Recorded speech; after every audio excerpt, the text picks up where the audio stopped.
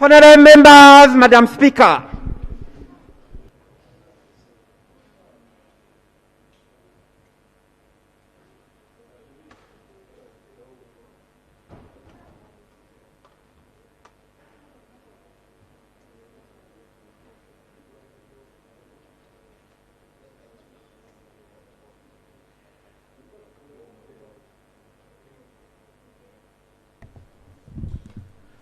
Prayer.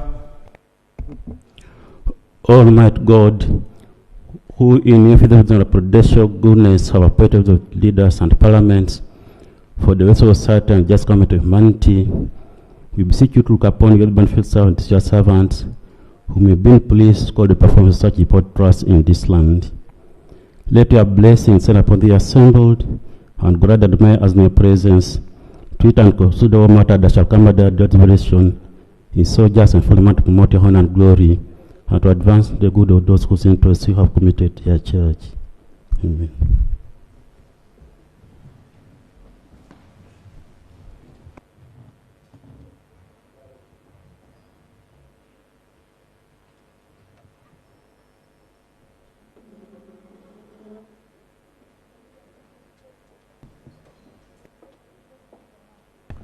Item 2 on the order paper, communication from the chair.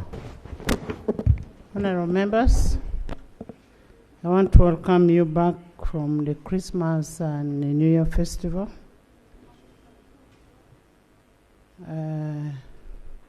This morning, we got information about our brother, Honorable Sekirenya, who has been admitted in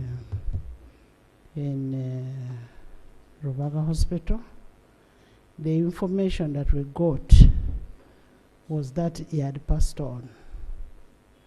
However, upon consultation with the doctors are saying his organs have collapsed, but the heart is still on.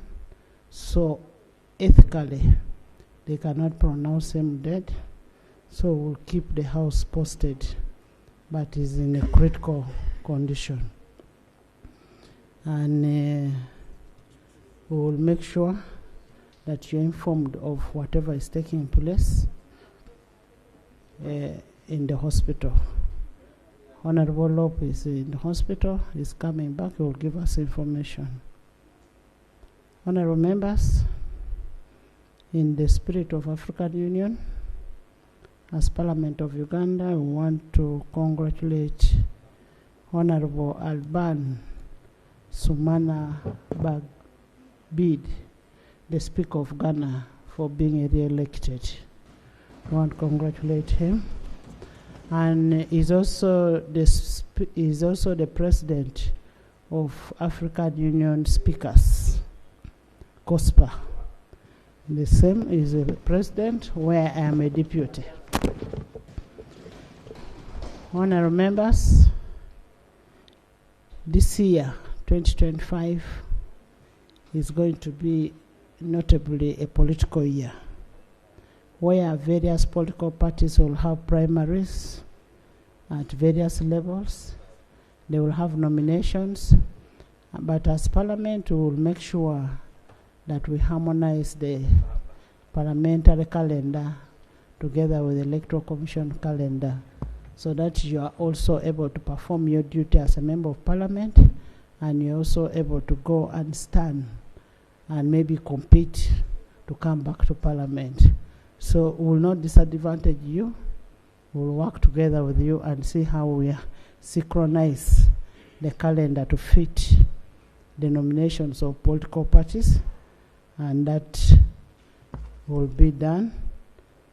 Honorable members, there was an issue that was raised on the floor on 28th November by the leader of opposition in the House here, and the issue was referring to the money, purported money which had gotten lost from Bank of Uganda, and we asked for a forensic investigation on that money.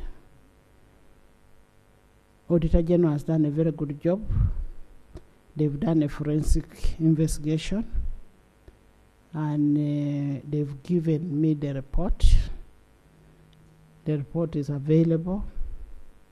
I would request the Commissioner to lay that report as per Rule 32 of the Rules of Procedure. The report, give Commissioner Emeritus.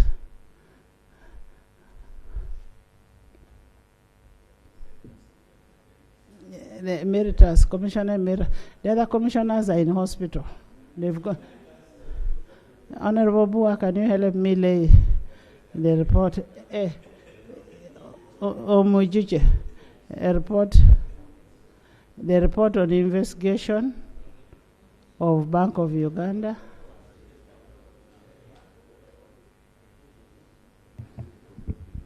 For the record, I am also Commissioner Emeritus. Right Honorable Speaker, I beg to lay on table the forensic investigation report into allegations of corruption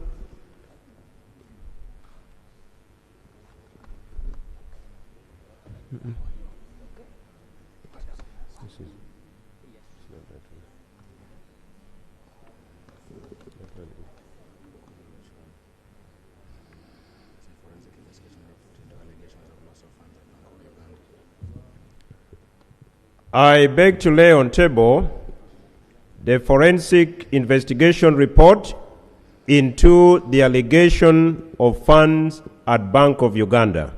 I beg to lay. Thank you.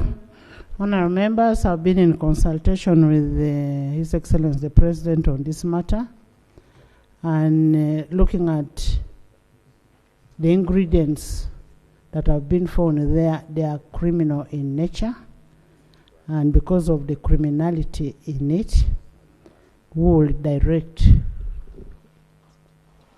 this report to be taken directly to CID for further management.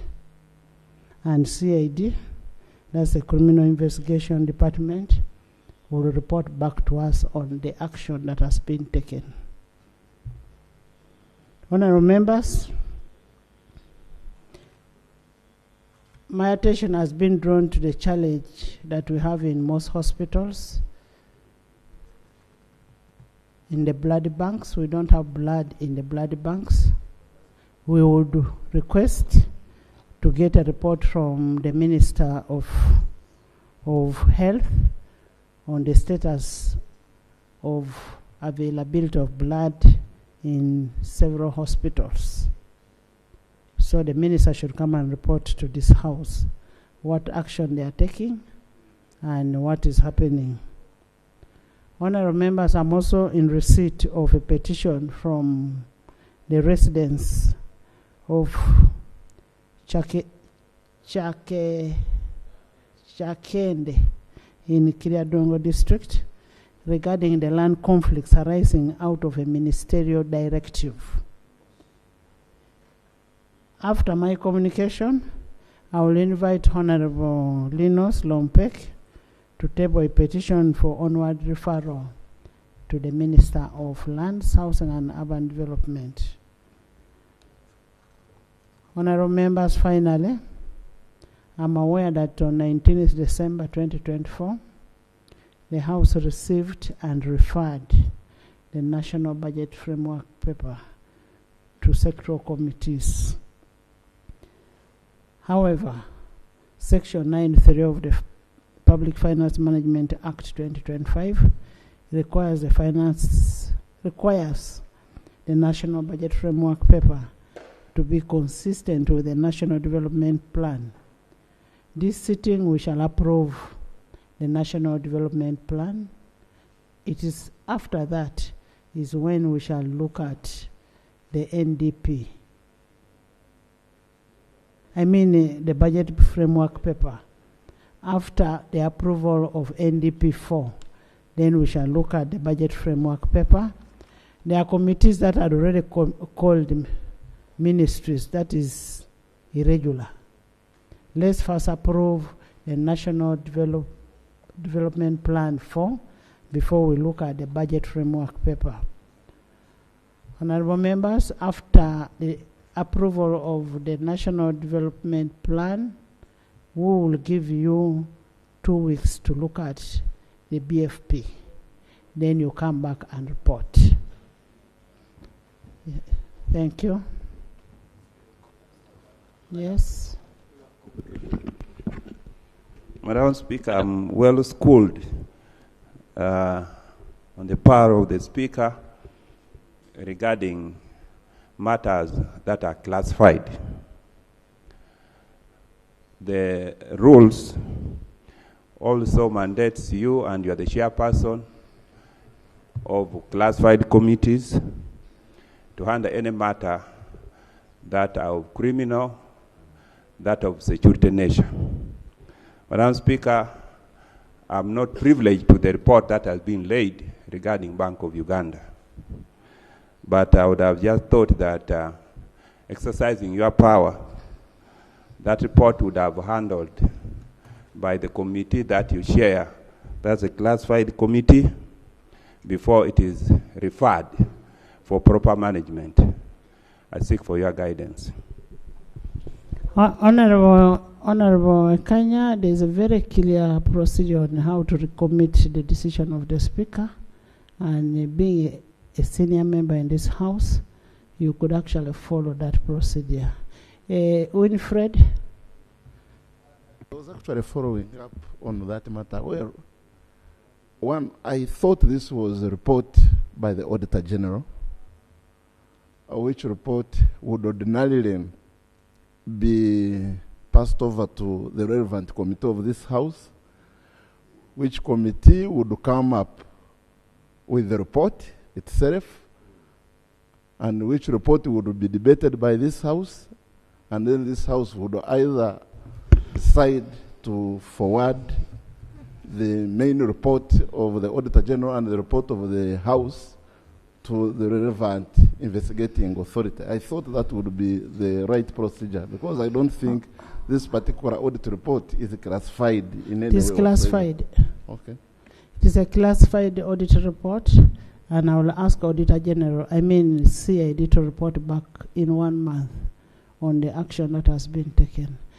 Members, issues of money are issues of security. We cannot discuss those issues. Yes, that one is closed. Yes.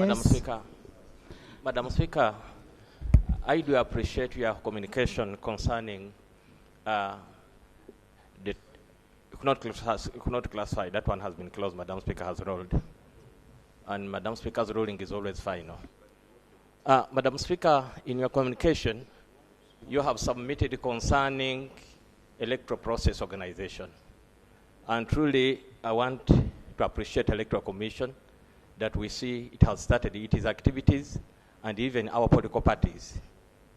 I therefore request and pray that electoral bodies should begin civic education so that our people can be aware that the process has started, because it needs control. As if in other parts of the country, we are in elections. You go to a burial, it is not a burial, it is an election. We pray that people should follow the election calendar so that the election can move smoothly well.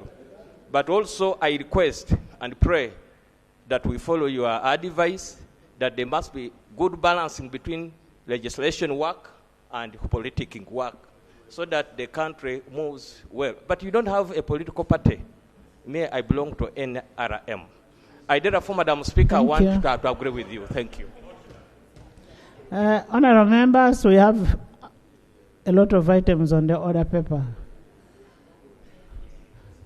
Honourable Migade, Chair.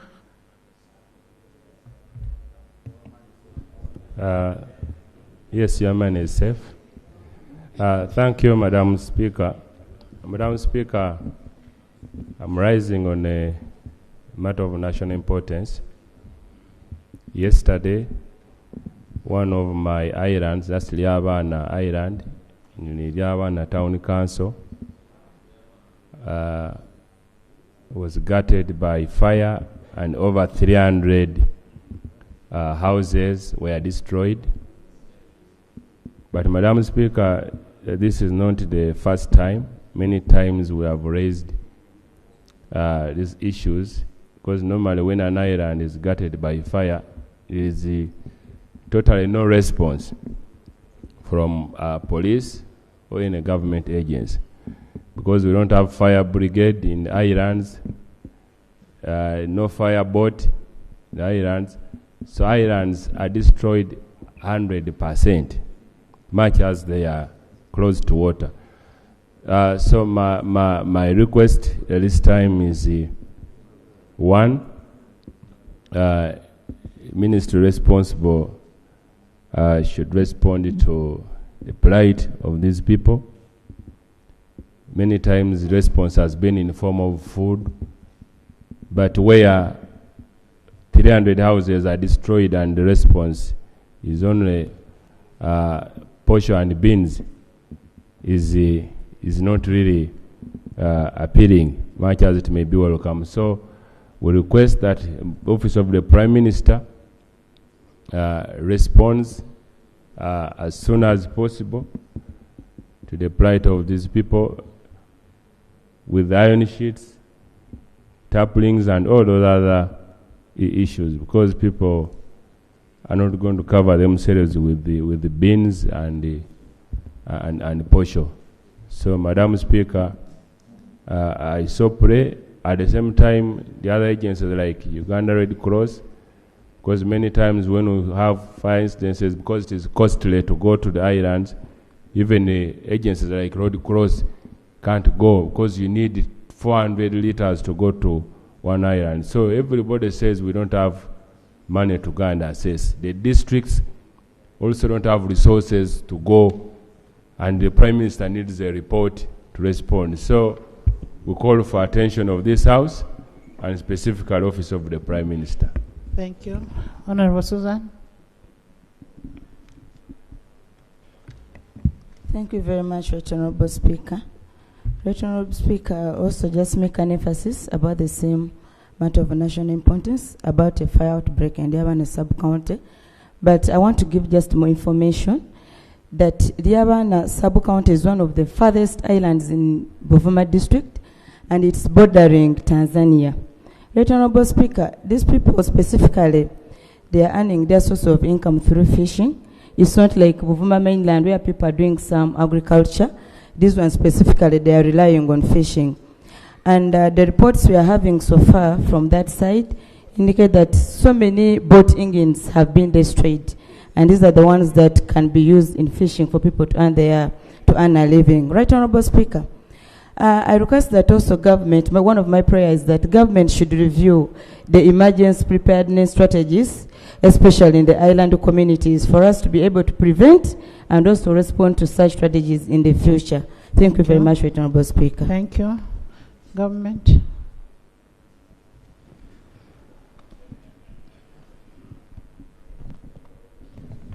Right Honorable Speaker, following the information I got from you on the same subject matter in regard to Buvuma Islands, I called the Minister of State in charge of disaster preparedness, who indicated that I should, as a practice, advise the area members of Parliament to ensure that the district local government of Buvuma submits a report, and basing on that report, the Office of the Prime Minister under Disaster Department will look into what is available and will offer support to the affected families. I also sympathize with the families affected by the fire that gutted their respective residences. So may I request my two colleagues, because that is the practice, that the District Disaster Committee submits a report. So the faster the report comes, that will also preempt the action subject to what is available to be delivered to the families affected. May I advise? Thank you. Honorable Minister, you're looking at a scenario where the whole island, they don't have where to stay. It's an emergency. Can something be done? Can something be done as we wait for the report?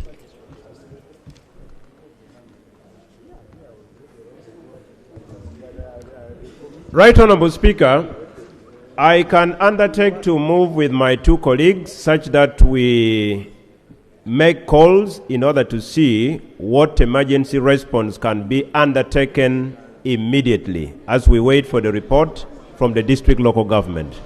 Thank you. Thank you. Honorable Linus, Lope, you'll come later.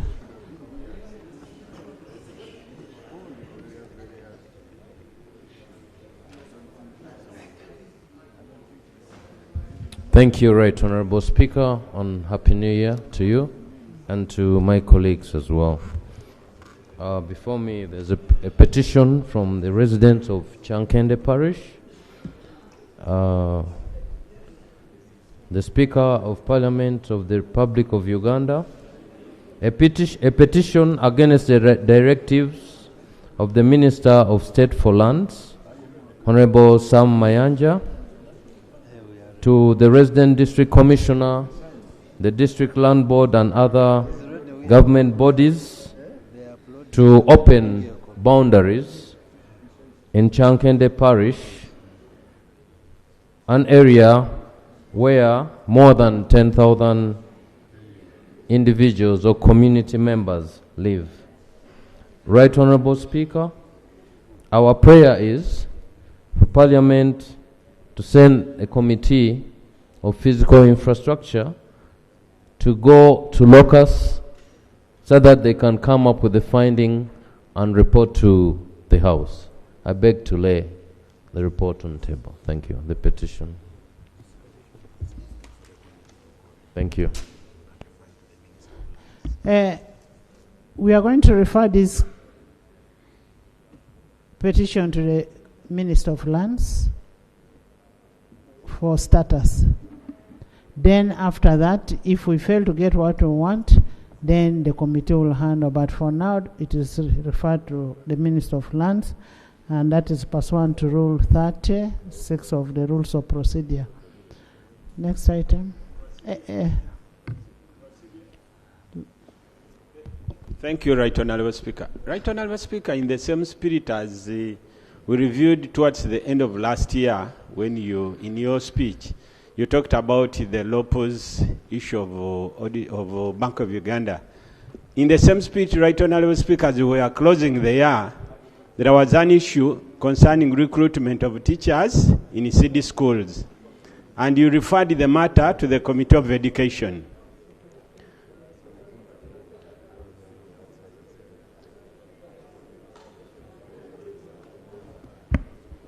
Thank you. Right Honourable Speaker, you referred the matter to the Committee of Education. But during the Christmas season, the process continued and recruitment is ongoing, Right Honourable Speaker. We need to seek guidance from your office, Right Honourable Speaker, to guide on this matter because you referred the issue. We have not received the report from the Committee of Education, but recruitment is going on. Teachers and schools are now wondering what to do, what is going to happen next. So, Right Honourable Speaker, through your office, we need guidance. Thank you. Honourable Minister.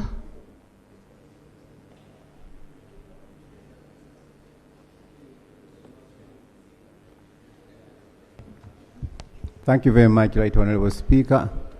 Right Honourable Speaker, I also want to wish you the best of the new year, and to also the same to my colleagues, the Honourable Members of Parliament.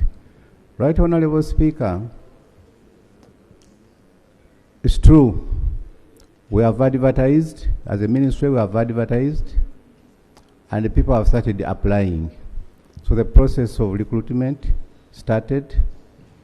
I don't know what comes from the committee, really.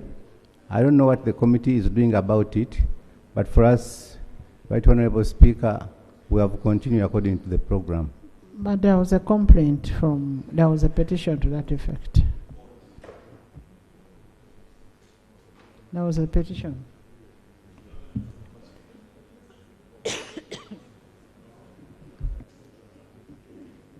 Honourable Minister, there was a petition to that effect. How have you regarded that petition? You disregarded the decision of Parliament? No, we didn't get the decision of Parliament, Right Honourable Speaker. We've not got the decision of Parliament.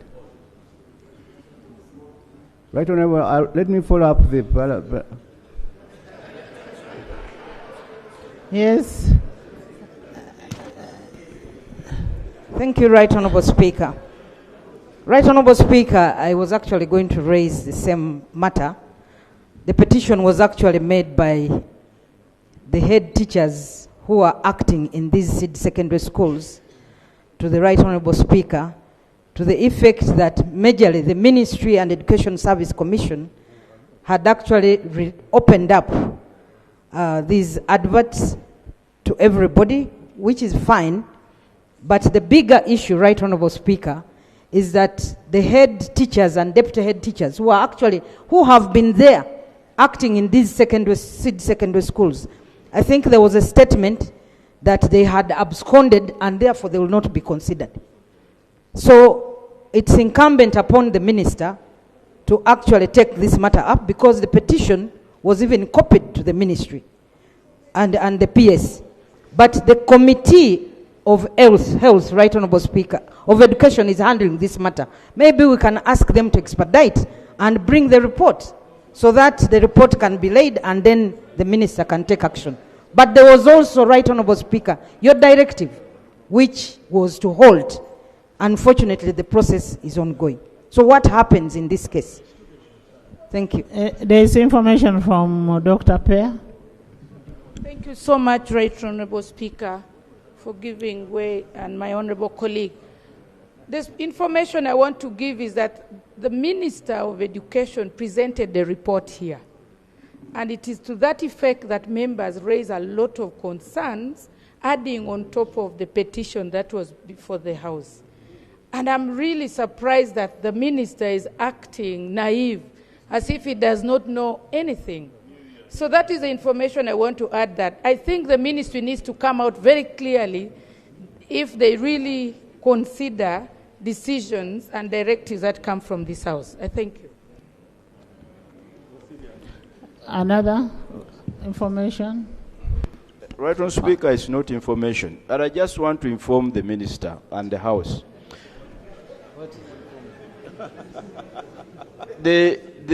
Yeah, because it's not on the floor. That's why it's not information. The issue of proceeding with the process, and yet there is a parliamentary process, the likely effect is that you are going to render the parliamentary process nugatory. And that's the biggest challenge. So it would be advisable that you hold that process as was guided, so that the parliamentary process is completed and the parliamentary process will inform the process of the ministry. Otherwise, there is a lot of fear out there on that particular issue. On the same? Yes, local government. Thank you, Madam Speaker. Madam Speaker, I wanted to inform the Minister on the same issue. Honorable Nzima has been in that sector for years. When the ministry decided that these recruitments should be centralized, the accusation was that there are a number of cases of corruption being reported in the process of recruitment when teachers who were on ground were considered. But I also don't know whether there's no corruption when it is centralized, because there are also accusations on ground that many of these people who are deployed, actually they seem to be also recruited through process of what? Corruption.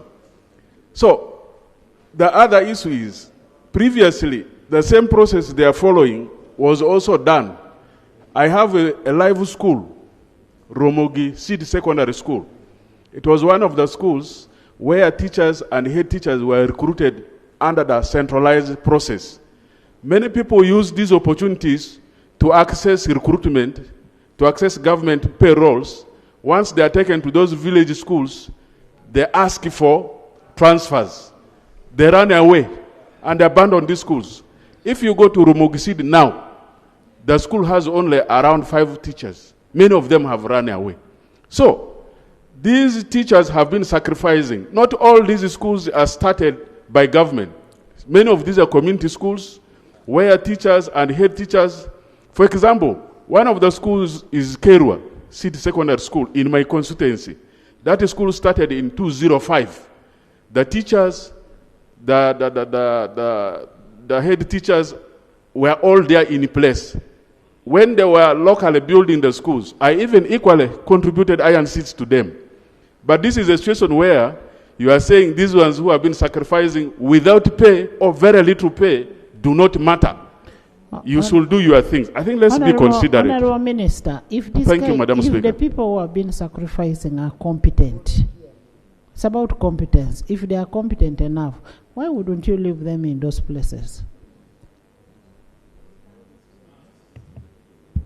Right, Honorable. Even if they don't remain in those places, even if you cross them to another school, but so long as they are what?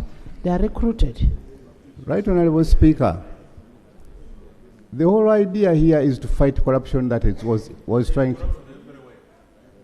Allow me to develop my point. Right, Honorable Speaker, we are trying our best to be fair to each and everybody. People are using money to access the payroll illegally. What we are asking, and the schools are opening tomorrow. If we halted the exercise, that means these schools will not be able to recruit students, will not even operate. Have they not been operating before? Pardon? Those schools, were they not operating before? Some were operating, others had not started operating. There are 115 schools. And those that have been operating before are a very small percentage. But what I wanted to pray, Right Honourable Speaker, I don't intend to disobey the decisions taken by Parliament. But what I'm trying You've to already done it. That's contempt. You've already done it. Allow me, Madam Speaker, to go and follow up this. Please go and follow up and report. I need a report on that tomorrow. Yes, Lob. Thank you, Right Honourable Speaker. I want to commence by saluting you for raising the concern of the blood transfusion services in the country. Indeed, there have been huge shortages of blood, especially in our region, and also serious claims and allegations of money exchanging hands over blood which is freely donated.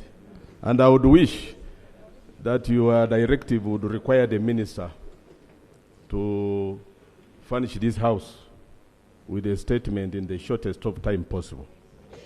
But, Madam Speaker, it would be remiss on my part as the current holder of the office of Leader of the Opposition not to bring to the attention of the House the ongoing gross human rights violations. There are two. One is about, and the fundamental concern that is being raised is about whether court martials have jurisdiction over civilians.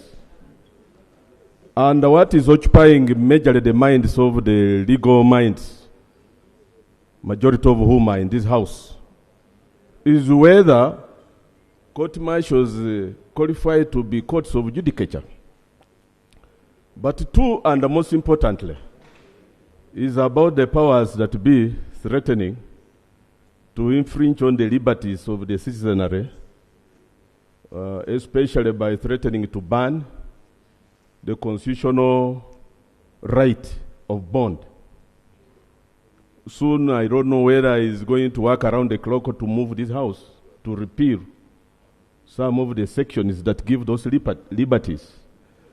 And that's why I felt, Madam Speaker, that I should bring this to your attention and the attention of the House, because it is awash in the public opinion. I thank you. Thank you. Thank you for that information. I'd actually not heard about it. Honorable members in the public gallery this morning, we have the district representatives from Kabale and Rwanda. We have Honorable Nelson Baba. He's the chairman LOC5 Kabale district. You're most welcome. Welcome. We have Mr. Kashaba Stephen Apere, LOC5 Rwanda. You're most welcome. They are represented by Honorable Musasizi, Honorable Prosi, Honorable Bahati, and Honorable Catherine.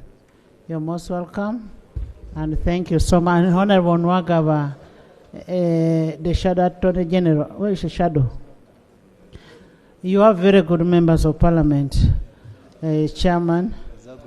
In the public gallery this morning, we also have student leaders from St. Juliana High School, Chadondo East. Oh, are they? They are there. You're most welcome.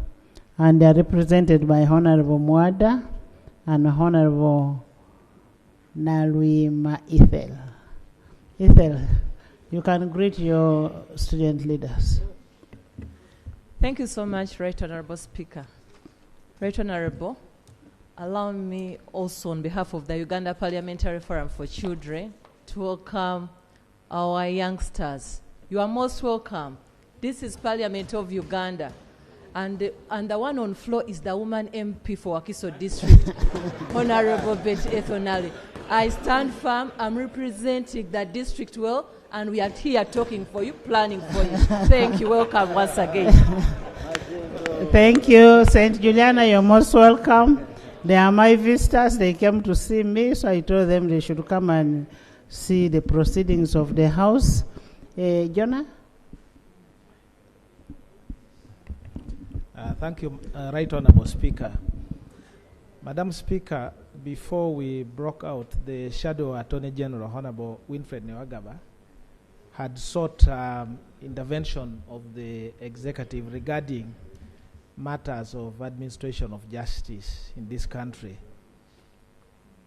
I recall that the chair directed that the front bench brings a statement regarding the crowding in our prison facilities, the number of people detained without trial, and even the expeditious hearing of cases. And to make it more alarming, Madam Speaker, the judiciary sat and issued a report, their own report. In that report, the Supreme Court had performed dismally at only 15% of the cases that are before them. The Court of Appeal, I think, had about 25%, and the High Court had performed at 35%. In other words, about 80,000 cases are before the High Court. They have taken years, and recently we read about a case that had taken more than 20 years.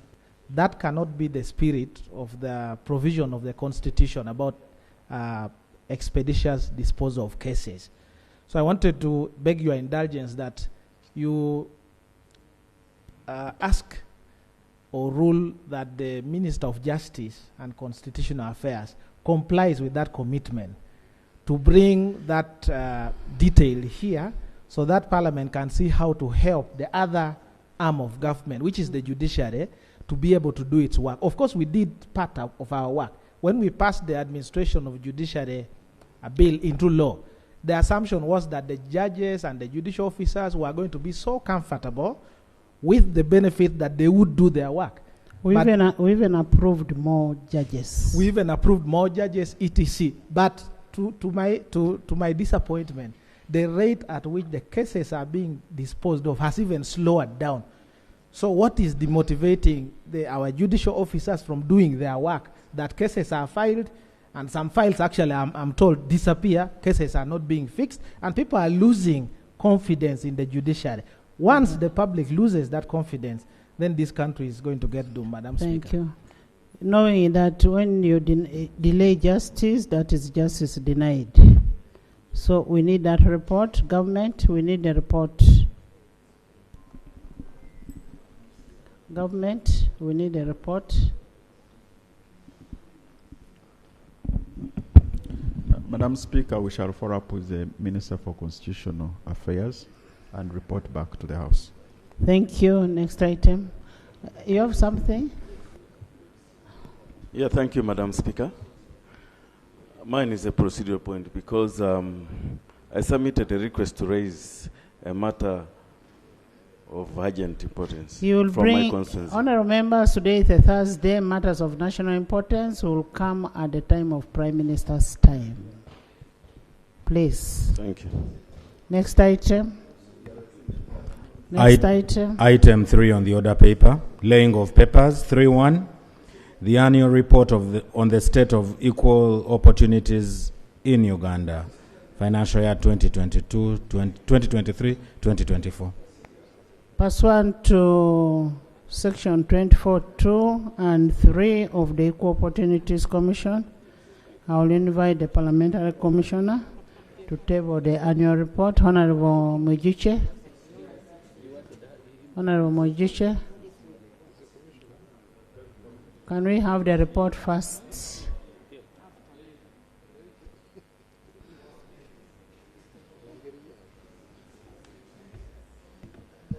Thank you very much, Right Honourable Speaker. Right Honourable Speaker, I beg to lay the annual report of the state of equal opportunities in Uganda, financial year 2023-2024.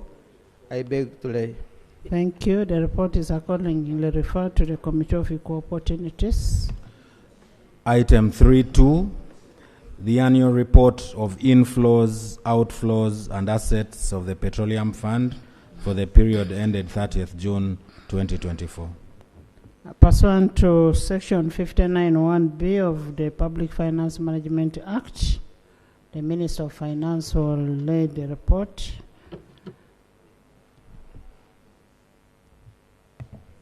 Thank you, Right Honorable Speaker. Right Honorable Speaker, I beg to lay the annual report on the inflows, outflows, and assets of the fund, of the Petroleum Fund for the period ended 30th June 2024. I beg to lay. Thank you. The report is accordingly referred to the Committee of Finance, Planning. Committee of Finance. Item 3.3, the proposal to borrow up to United States dollars 106 million from the Islamic Development Bank and United States dollars 25 million from the Abu Dhabi Fund for Development for the upgrading of Kumi, Ngora, Serere, Kagwara Road. Thank you. Honorable Minister.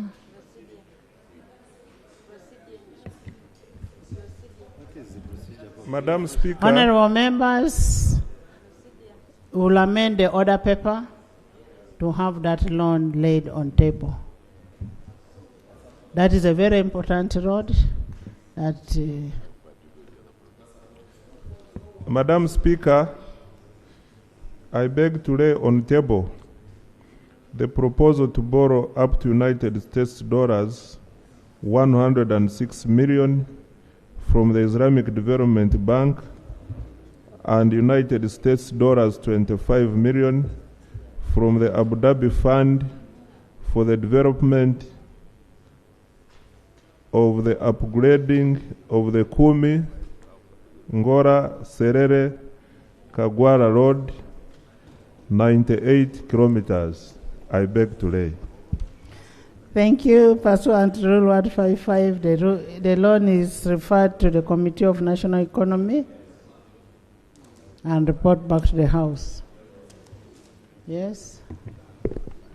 Item 5 on the order paper. Yes, Honorable Atkins Katushabe. Katushabe. Yes, first of all, Madam Speaker, Happy New Year, and colleagues, Happy New Year, everybody. Madam Speaker, this House is a constitutional institution. Everybody in this House, Madam Speaker, took a constitutional oath. 1, to protect. 2, to preserve. 3, to defend the Constitution. Madam Speaker, if we don't focus on that, then we got no business in this House. Madam Speaker, that seat where you are right now is a constitutional seat, and your word is the last word. Madam Speaker, in December, Honorable Semuju raised the matter in regard to the way that Dr. Besigye, my leader, was handled. And you directed from that constitutional seat government to bring a report and explain and tell the world about how that happened. I was in court on Monday, Madam Speaker. I couldn't believe what was going on. And you can see the global feedback that we're getting. I don't think anybody in this House can feel comfortable about the dirty and nasty image our country is getting. Madam Speaker, it can't be business as usual. We didn't come here to warm seats. No, we came here to represent the people, including those that don't have the privilege to be in this House. Thank you.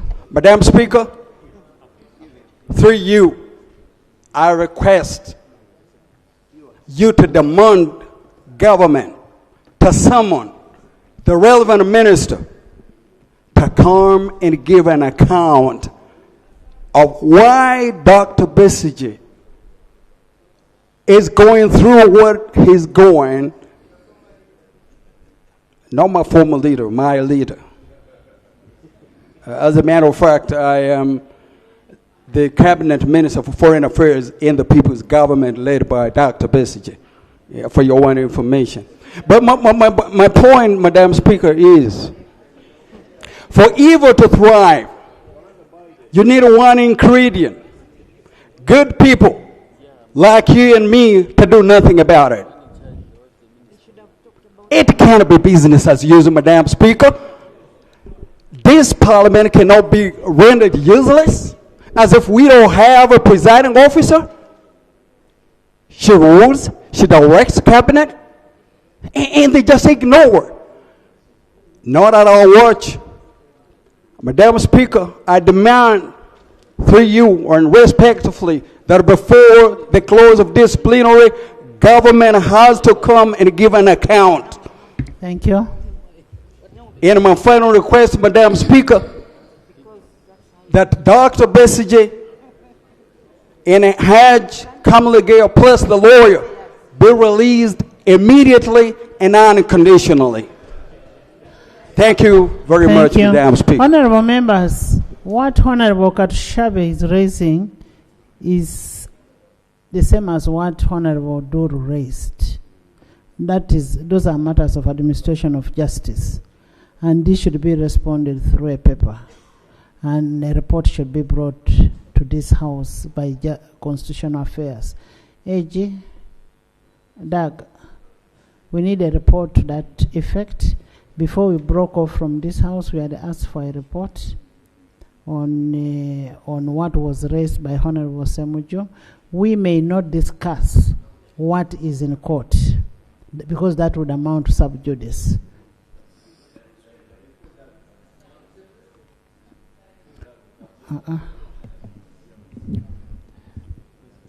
Thank you very much, Right Honorable Speaker. Honorable colleagues, Happy New Year. Right Honorable Speaker, that instruction is noted. Allow us to prepare. We will present at our next sitting. Thank you. The next sitting. Yes. Next item. Item 5 on the order paper. Motion for a resolution of Parliament to authorize government to borrow up to United States dollars 15.222 million from the African Development Bank and United States dollars 73.15 million, unit of accounts 55 million from the African Development Fund as additional funding for the construction and development of the Laropi, Moyo, Afoji, including the bridge at Laropi, Katuna, Muko, Kamuganguzi Road Project. Honorable members, you recall on 18 September 2024, the Minister of Finance, Planning and Economic Development tabled a proposal to borrow USD 15.222 million from the African Development Bank and USD 73.15 million, AU 55 million from the African Development Fund as additional funding for the construction of Laropi Moyo, Afoi, and Katuna Muko Road Project. The proposal was referred to the Committee of National Economy, which is now ready. The report is now ready, and pursuant to Article 1592 of the Constitution of the Republic of Uganda and Rule 155 of the Rules of Procedure, I will invite the Minister of Finance, Planning and Economic Development to move a motion, after which you will receive a report from the chair of the committee. Honorable members, don't squeeze yourself. Free sitting. Thank you, Right Honorable Speaker. Right Honorable Speaker, before I move the motion, I want to take this opportunity to wish all the colleagues a happy new year, and also I want to take this opportunity to welcome our two chairmen, the chairman of Rwanda district, Join the minister in welcoming the chairman. Please. Chair, you're welcome. The chairman of Rwanda, Stephen Kasiaba, my chairman, and my friend for a very, very long time, and Chairman Nelson Shangabashija of Kabale district. Join me in welcoming them to this. Thank you. And Madam Speaker, this motion I'm moving benefits both chairmen. The road starts from Kabale, goes through Rwanda, and comes back to Kabale. No, I'm doing my job. And Moyo, and Moyo Laropi Bridge. The minister is a beneficiary. She's here. Madam Speaker, pursuant to Article 159 of the Constitution of the Republic of Uganda and Section 34 of the Public Finance Management Act 2015 as amended, and Rule 155 of our Parliamentary Rules of Procedure, I beg to move a motion for a resolution of Parliament to approve the proposal for government to borrow up to US dollars 15.222 million from the African Development Bank and US dollars 73.15 million from the African Development Fund as additional funding for the construction and development of the Laropi Moyo Afoji, including the bridge at Laropi and Katunamuko Kamgangs Road. I beg to move. Is the motion seconded? Seconded? Seconded by Fedra, by Honorable Margaret, both Margarets, by Honorable Polot, Honorable Chut, Honorable Kot, Rose, Doctor, Professor, Casilo, the whole house, including Honorable Bahati, Honorable Government Chief Whip, Honorable Dr. Kaduchu, Minister of Education, Karamoja Affairs, the Army, by the whole house, including Ababiko and the Chief Youth. Yes, would you love to speak to your motion? Thank you, Right Honorable Speaker. Right Honorable Speaker, briefly, the project will provide all-weather road between Katunamuko and Kamgang to support tourism flows from southwestern Uganda and access to iron ore mines, provide all-weather road between Laropi through Moyo to Afoji, a permanent bridge at Laropi, and a one-stop border post at Jare Afoji to facilitate interregional connectivity of the West Nile region with other parts of Uganda and onwards to South Sudan via Afoji border. What are the components? Madam Speaker, given that the required amount is additional funding, the project scope remains the same as initially approved in August 2020.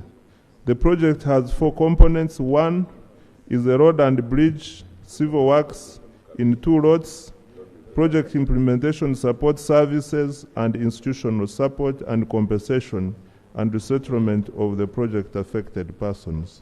What are the terms? Madam Speaker, the terms are the following. The loan amount is 15.222 million, which is an equivalent to 11.445 units of account.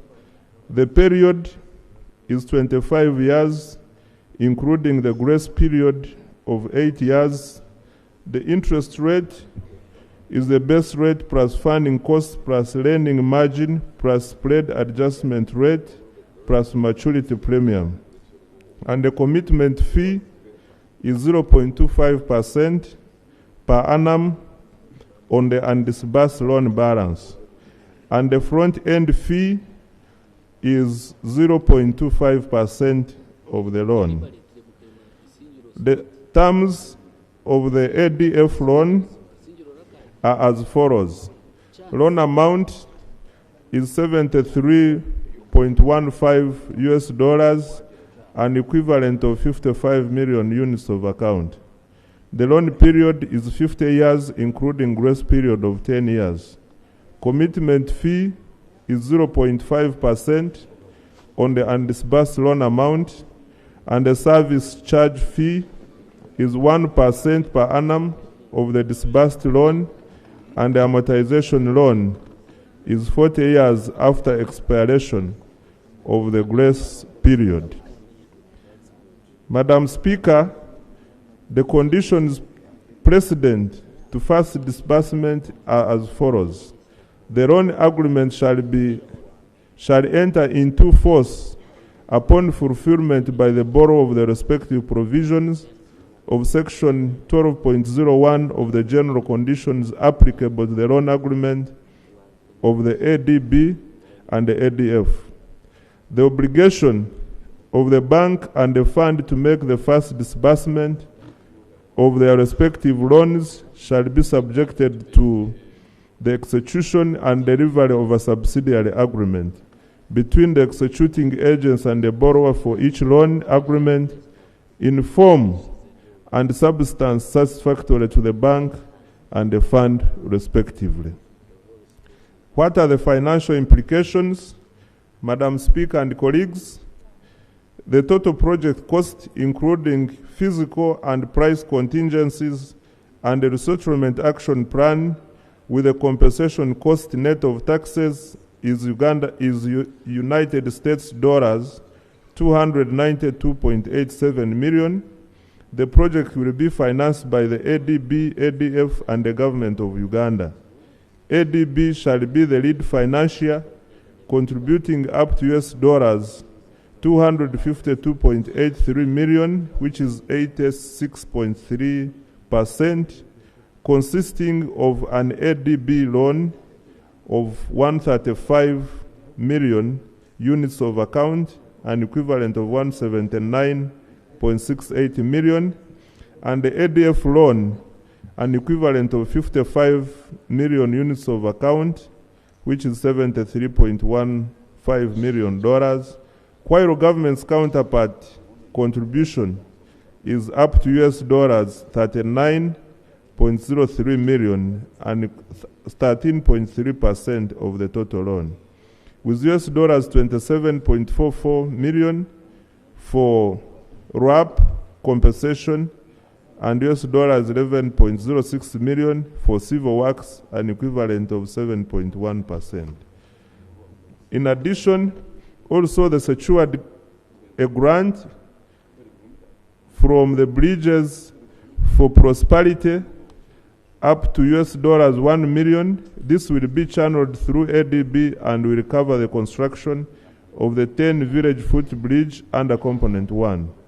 We assess the project's financial implications and have no objection to the said borrowing. The above amounts will cover 100% of civil works contract and the resettlement action plan for the project. The loan is already programmed within the medium-term fiscal framework and debt strategy. The counterpart funding is prioritized within the resources already provided under the medium-term fiscal framework projections, and it will not affect the country's debt sustainability or debt to GDP ratio, which is currently at 46.86% as at the end of June 2024. Madam Speaker, I beg to move. Thank you. Thank you so much, Honorable Minister. And remember what he's saying, it is additional funding. We already approved a loan to that effect for those roads. Now we are making an additional funding to complete the works. Yes, Honorable Chair. Thank you very much, Right Honorable Speaker, colleagues, honorable members of Parliament. Allow me also wish you a happy new year. Honorable members, the Minister of Finance, Planning and Economic Development has already given an insight on this. The committee, therefore, is ready to report, and I will summarize. Right Honorable Speaker, allow me lay a report of the Committee on National Economy on the proposal by government to borrow up to $15.222 million from the African Development Bank and USD 73.15 million units of accounts, 55 million from the African Development Fund as additional funding for the construction and development of the Laropi Moyo Afoji, including the bridge at Laropi, Katuna, Muko, Kamganguzi Road Project. Honorable members, this is one of the best facilities we have.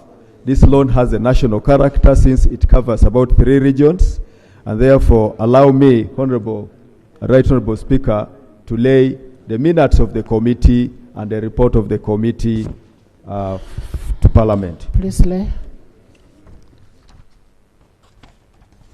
Honorable members, like this, the Right Honorable Speaker stated it, on Wednesday, 18th of September 2024, a proposal for government to borrow up to $15.222 million from the African Development Bank and 73.15 million from the African Development Fund as an additional funding for the construction and development of the Laropi Moyo of Foji, including a bridge at Laropi, Katuna Muko Kamgunguzi Road, was presented to Parliament and referred to the Committee of National Economy.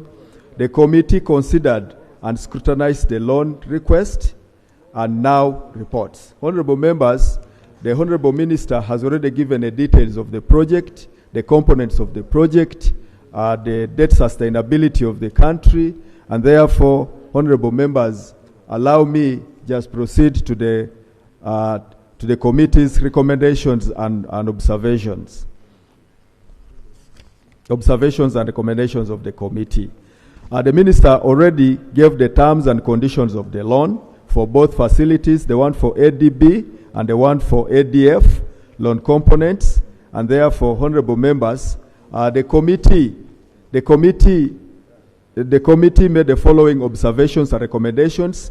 Since the Minister has already given the details of the loan and its components, allow me take you through the observations and recommendations of the committee.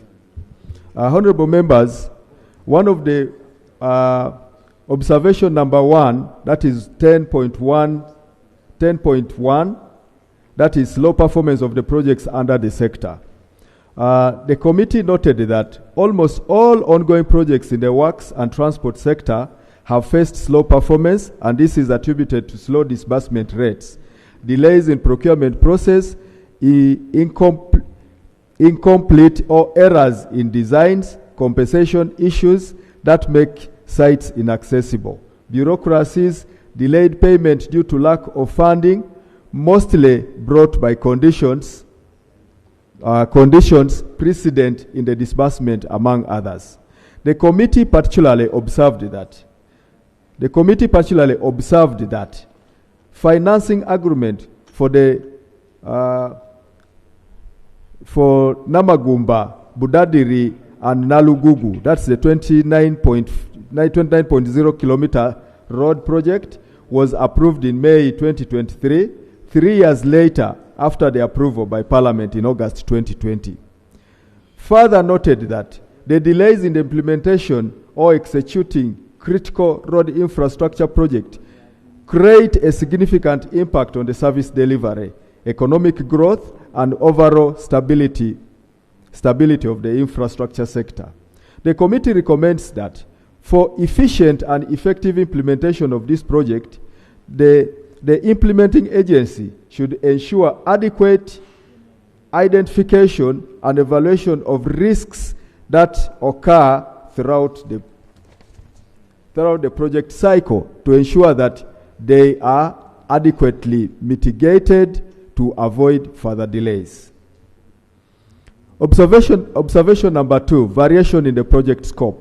The committee noted that whereas Parliament approved the construction of the 29 kilometers, Namagumba, Budadiri, Nalugugu Road, the progress report submitted by UNRWA indicated 39 kilometers for the project, contrary to other documents and Parliament's approval of 29 kilometers. Yet the project designs and feasibility studies were complete by the time of approval.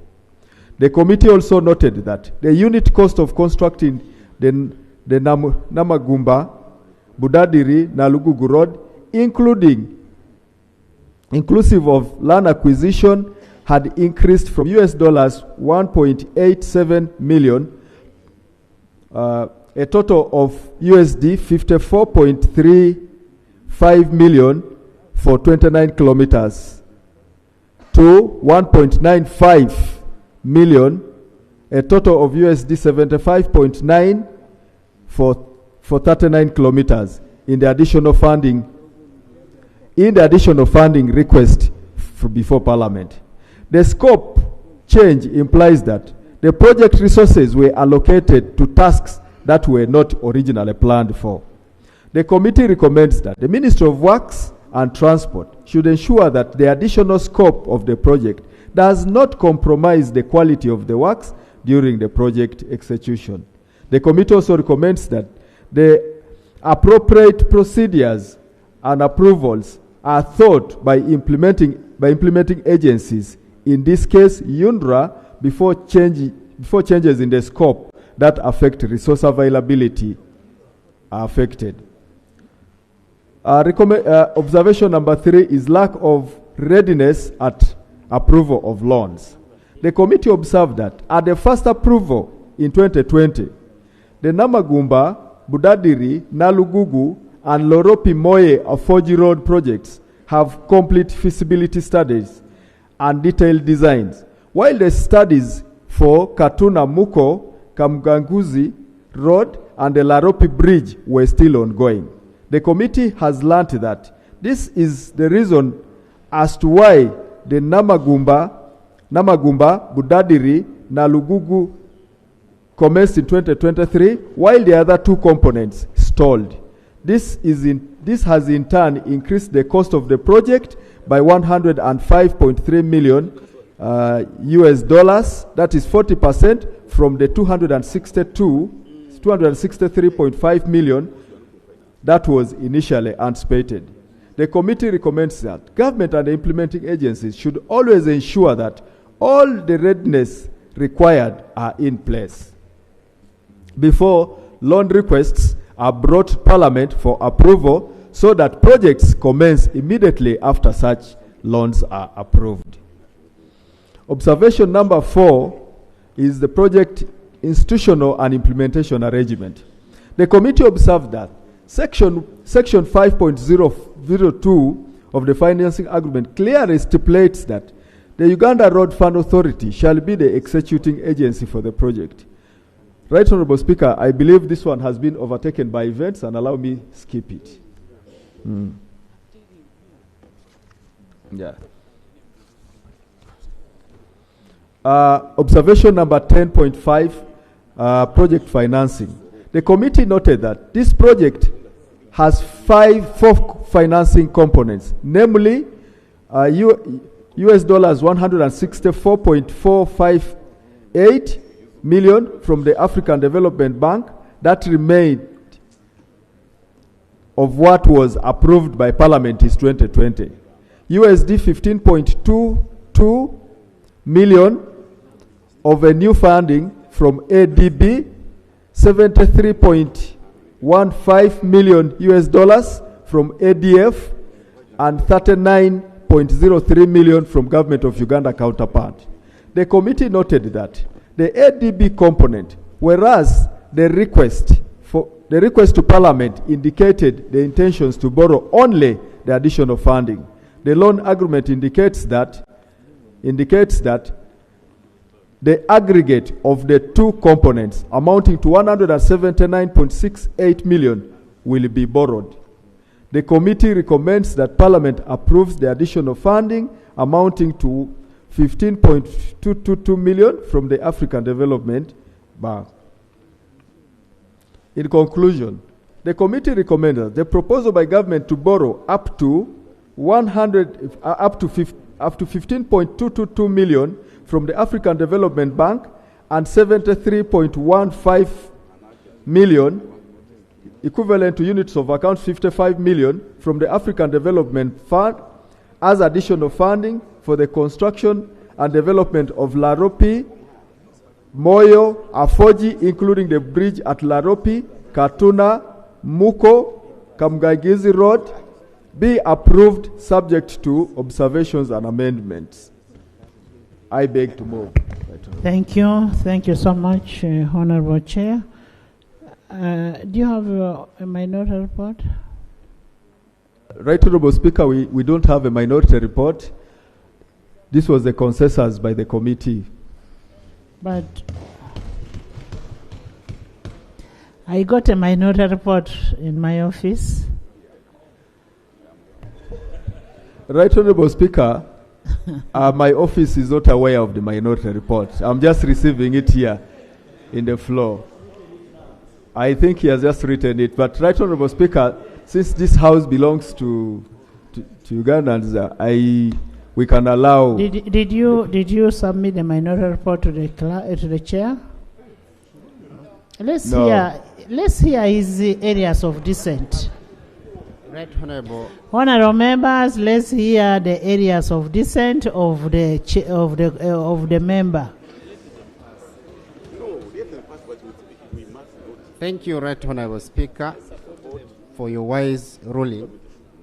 And as a matter of fact, I participated yesterday in the committee meeting that drafted and processed this report. I managed to elucidate my areas of dissent, the chair and the entire committee, and I hereby present those areas of dissent. First and foremost, I need to thank my able chair for the report. But Right Honorable Speaker... Honorable Hassan, the minority report is always supposed to be handed over to the chair of the committee. But Right Honorable Speaker, it is not the first time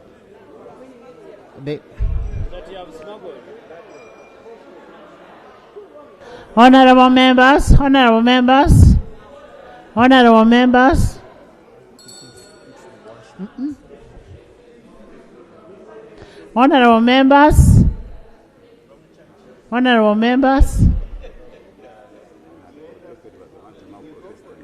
members, I got the minority report. I didn't know that the member are not given the chairperson the report. However, Honorable, for the sake of harmonious living, it doesn't cost us much to hear what he says. So give us a summary of what you're saying.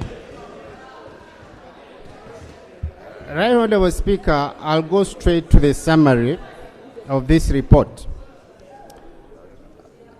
Right Honorable Speaker, Honorable members, listen to the member.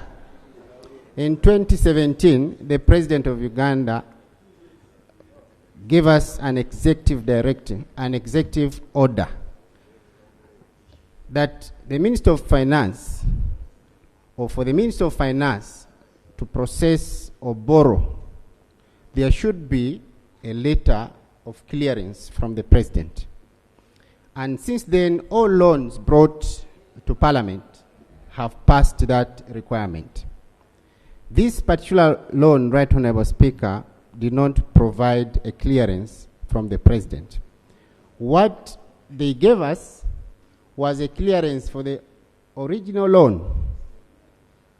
For this particular loan that they are applying for, which is new, there is no letter of clearance from the President. And we believe that is an irregularity, knowing that a presidential directive must be obeyed. The second area of dissent, Right Honourable Speaker, is the non-compliance with the Constitution and the rules of procedure. Right Honourable Speaker, in attempting to approve any loan, the Minister responsible for finance shall, in accordance with Article 159 of the rule of the Constitution and Section 36 and 39 of the Public Finance Management Act, present to Parliament the proposed loan, guarantee request for approval, and Rule 155 must be satisfied. Rule 155, Clause 5C, talks about the loan disbursement and repayment schedule being provided to the committee. But in this case, the Minister did not provide the same to the committee. Rule 155, Clause 7B and K talk about the performance report for all the projects being implemented by the ministry, and K about the performance of past loans that we have provided to the committee, which is crucial in the approval of the additional loan. Right Honourable Speaker, this particular loan, we do not know how the money was utilized for the previous loan. The committee has not taken initiative to find out if the original money was utilized properly or whether there was value for money.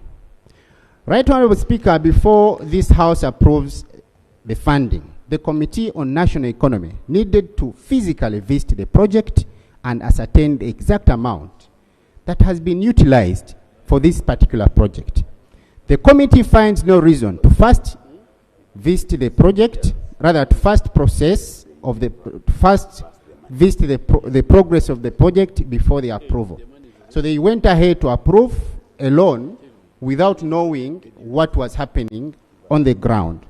My recommendation, Right Honourable Speaker, is that this House, in the spirit of minimizing loss for our country and for purpose of rationalizing resources for national development, this House stands over the loan request until the Minister responsible for finance tables clearance from the President as required by law. The letter should be expressly clearing the additional loan request for the specific project, because what we have now is a clearance from the President on the previous loan, not on a new loan. 2, the Committee for National Economy visit the project and ascertain its progress before additional loan approval requests are granted. Conclusion, Right Honourable Speaker and honourable colleagues, I request you, for the sake of reducing the risk and fear of increasing debt stock for this country, consider and support the minority report. This minority report is signed by me, Chirumira Hassan, together with other honourable colleagues. Thank you. Right. Which honourables? It's signed by who?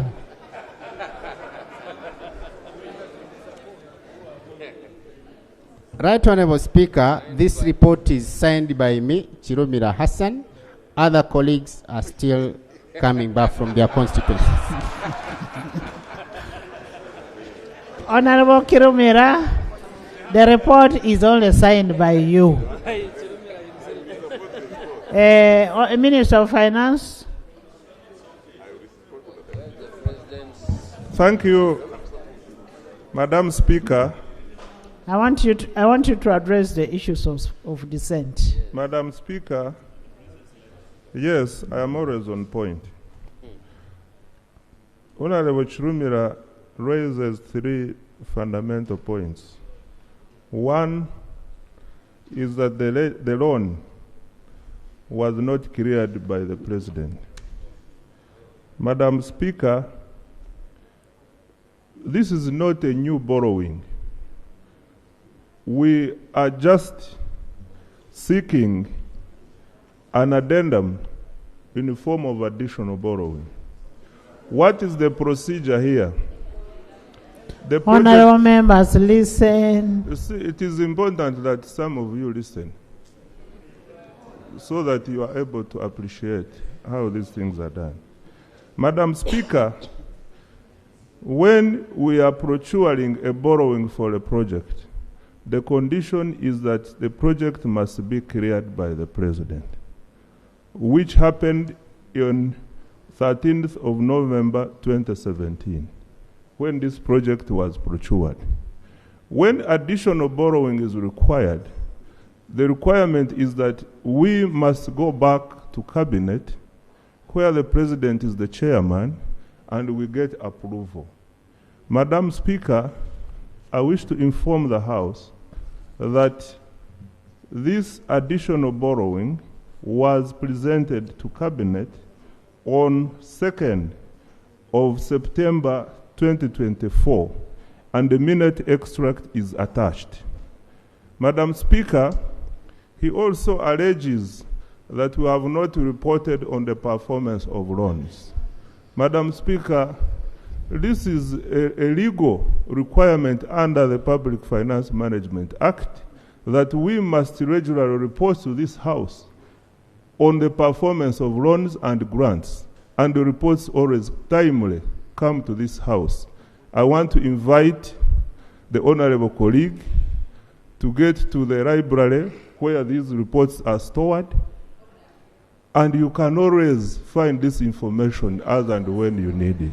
But Madam Speaker, I also, the chair of the committee is here, and the members, when I appeared before the committee, all the compliance requirements were there, and I submitted them to the committee. The chair can confirm whether I presented these documents or not.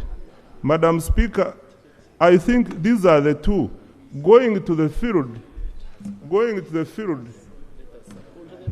I've been in this House for the last 14 years, and I moved around committees. I don't remember any loan we passed on this floor of the House with the condition that members must first go to the field to see. This is not a requirement under our rules of procedure, Right Honorable Chair. Thank you. Honorable members, you want to debate on this loan?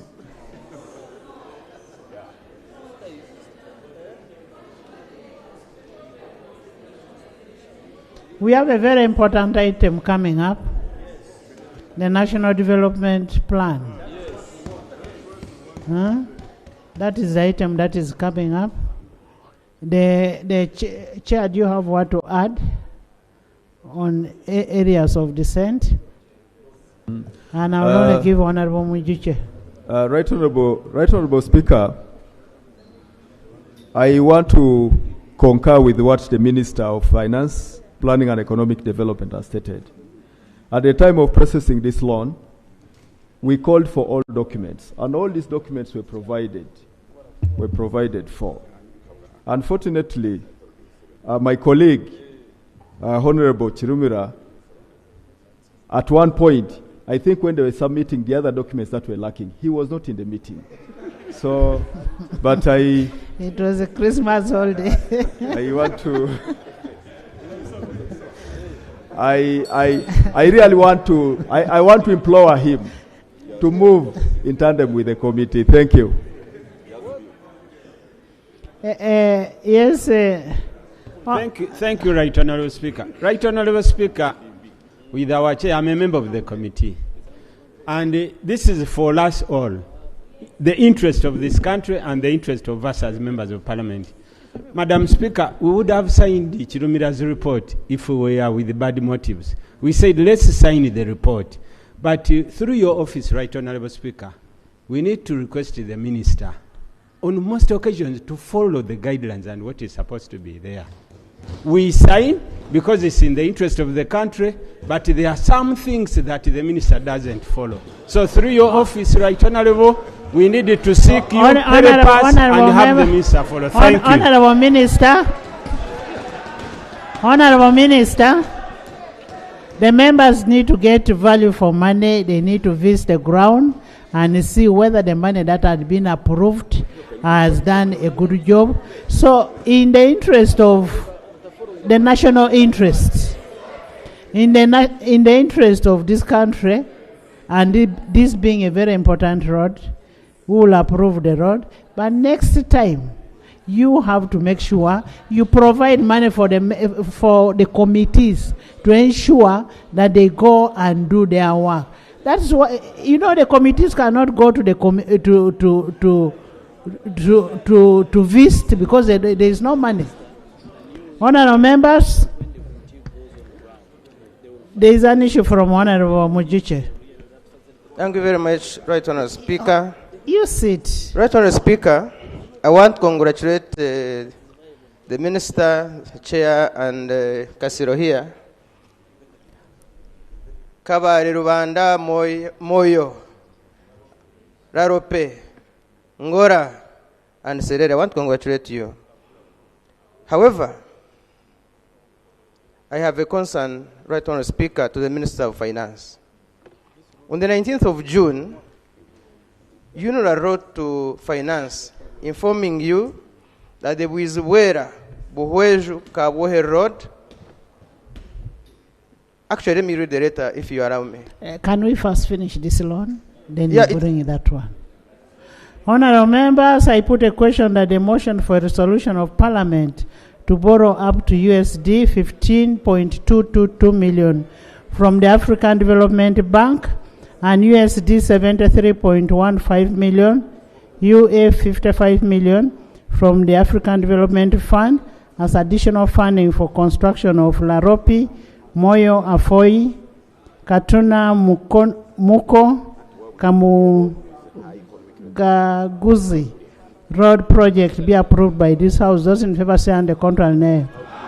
Let's have it. Raise this your issue.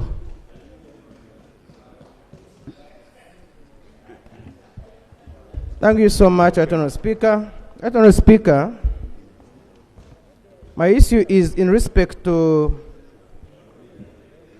the Wizwera, Nsika, Nyakambu, Kabwohe, and then Nyakabirizi Nsika Road.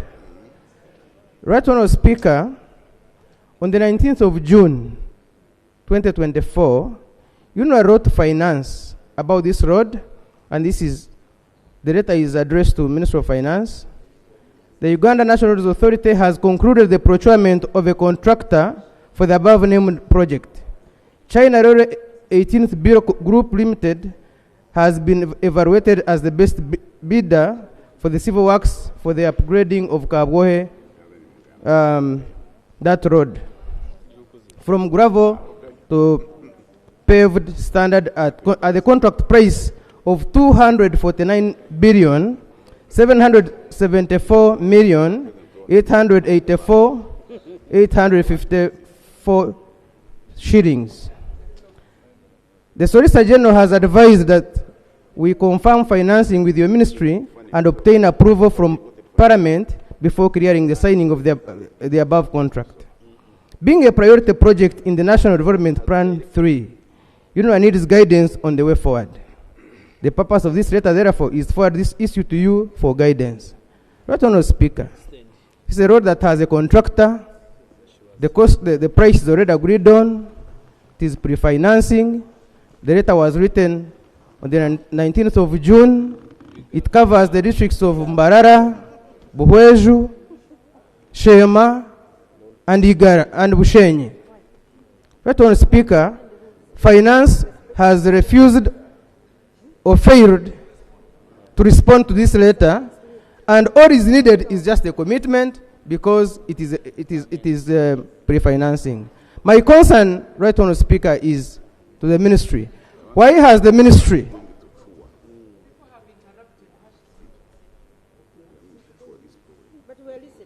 Yeah, the speaker, I'm sure the speaker is listening. Yes, she's always listening. I'm listening, and I have a copy of the letter. Thank you very much. The speaker has a copy of the letter. My concern to you, the Ministry of Finance, is why you have deliberately failed to respond to this letter when everything is done, the contractor is available, you have already agreed with the contractor on the money. Where is the problem? As we conclude the roads you have presented to us today. Thank you very much. Information. Thank you. From Shema. Information from Shema.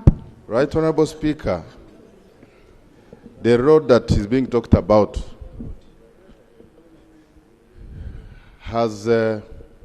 was supposed to start way back. And people whom that road affects were identified, their properties were marked, the schools were marked, and some of the people, they were told they are going to be compensated, they should stop the economic activities along the road. For more than 1 year, there is nothing that is happening. People are stuck. Those who had borrowed loans, their buildings have been empty.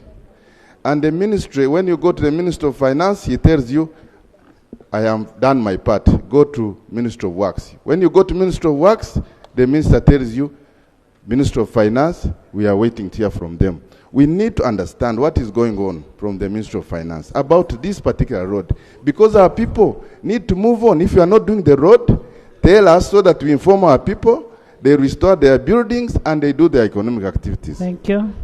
We will need a response on that. We will also require you to respond on Jinja Kampala Highway. That one. Yes. And the Mabira where you're punching, just punching.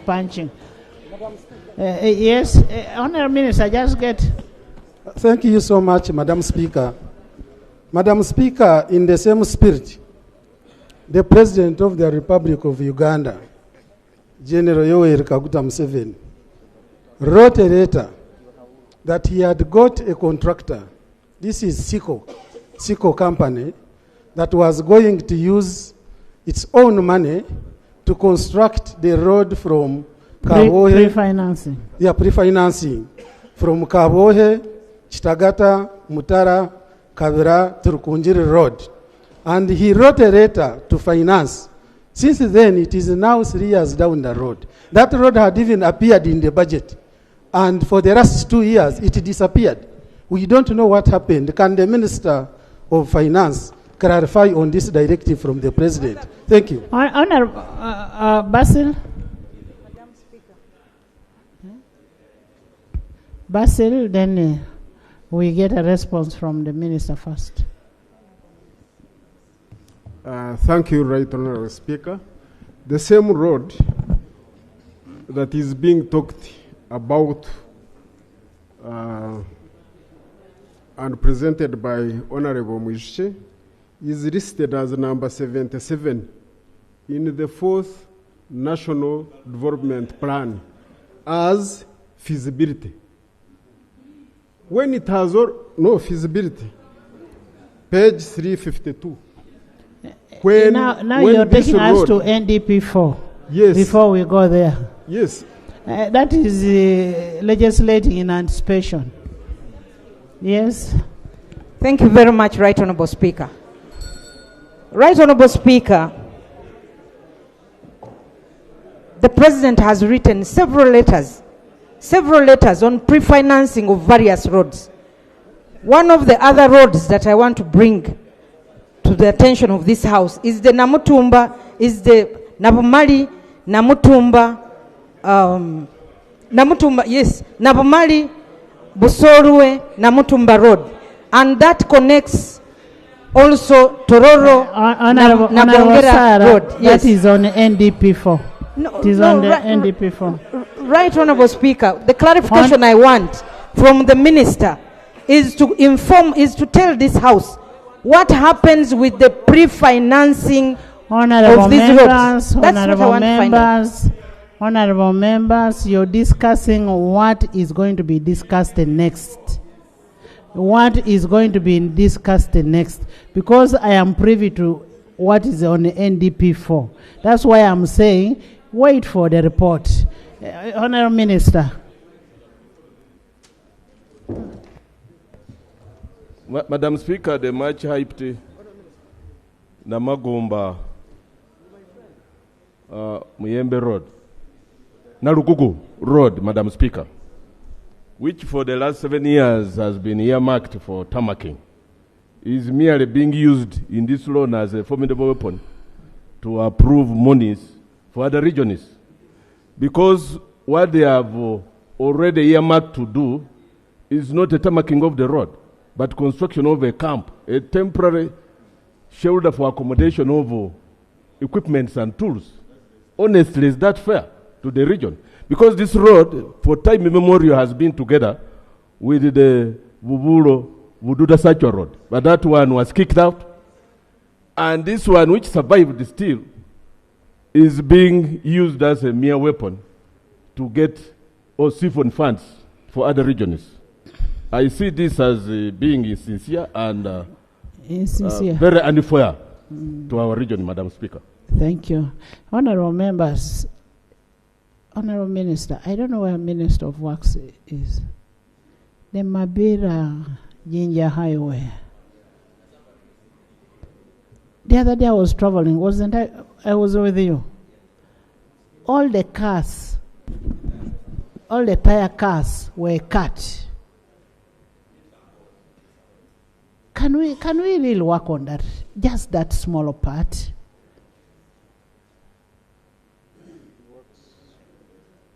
Thank you, Madam Speaker. Madam Speaker, I will pass over your concern to the Minister of Works for handling. It is a national concern. It is not my personal concern. Madam Speaker, when you are in that chair, you are a national leader. That's why we take all your concerns as national concerns. Madam Speaker, I now come to the issue Honorable Mwizuche raised. And I want to squarely handle it with other issues which came from other colleagues. Madam Speaker, His Excellency the President has guided us on 12 strategic areas that are key to grow this economy. And on roads, this is what he says. Ensure that the present road network of tarmac roads does not deteriorate. Using cheap technology to maintain the Maram roads as we carefully add on the new tarmac roads without going for new and forgetting the old. The most important issue here in regard to Bwizbwera Road, Kabwohe Bwizbwera Road of Mwizuche, is that among the new roads His Excellency the President has asked us carefully to prioritize is the Bwizbwera Kabwohe Road, which Mwizuche has just presented. However, these are processes, Right Honorable Speaker. It is not that when we get a directive, the next day you see the road works beginning. There's nothing to clarify here. I am telling you, your road is one of our priorities. Allow us manage our processes. When we conclude the processes, we shall inform the country about the status. Thank you. Thank you. Point 2, on pre-financing. Madam Speaker, it is true we received several letters on various roads that require financing through pre-financing. When we receive these letters, what do? First of all, we look at our fiscal space. Do we have fiscal space to accommodate these projects? Then we look at the cost, the financing implications of these roads, considering also the options. Do we pre-finance? Do we borrow directly, or do we finance it using our own money? So what am I saying? Is that when you say pre-financing, this is not a straight through. It was also subjected to several other studies. And most of the letters, we have recommended that pre-financing be dropped as we look for other options to finance these projects. I thank you. Right, thank you. Thank you, Honorable Bahati. Thank you, Madam Speaker, and Happy New Year to all of you.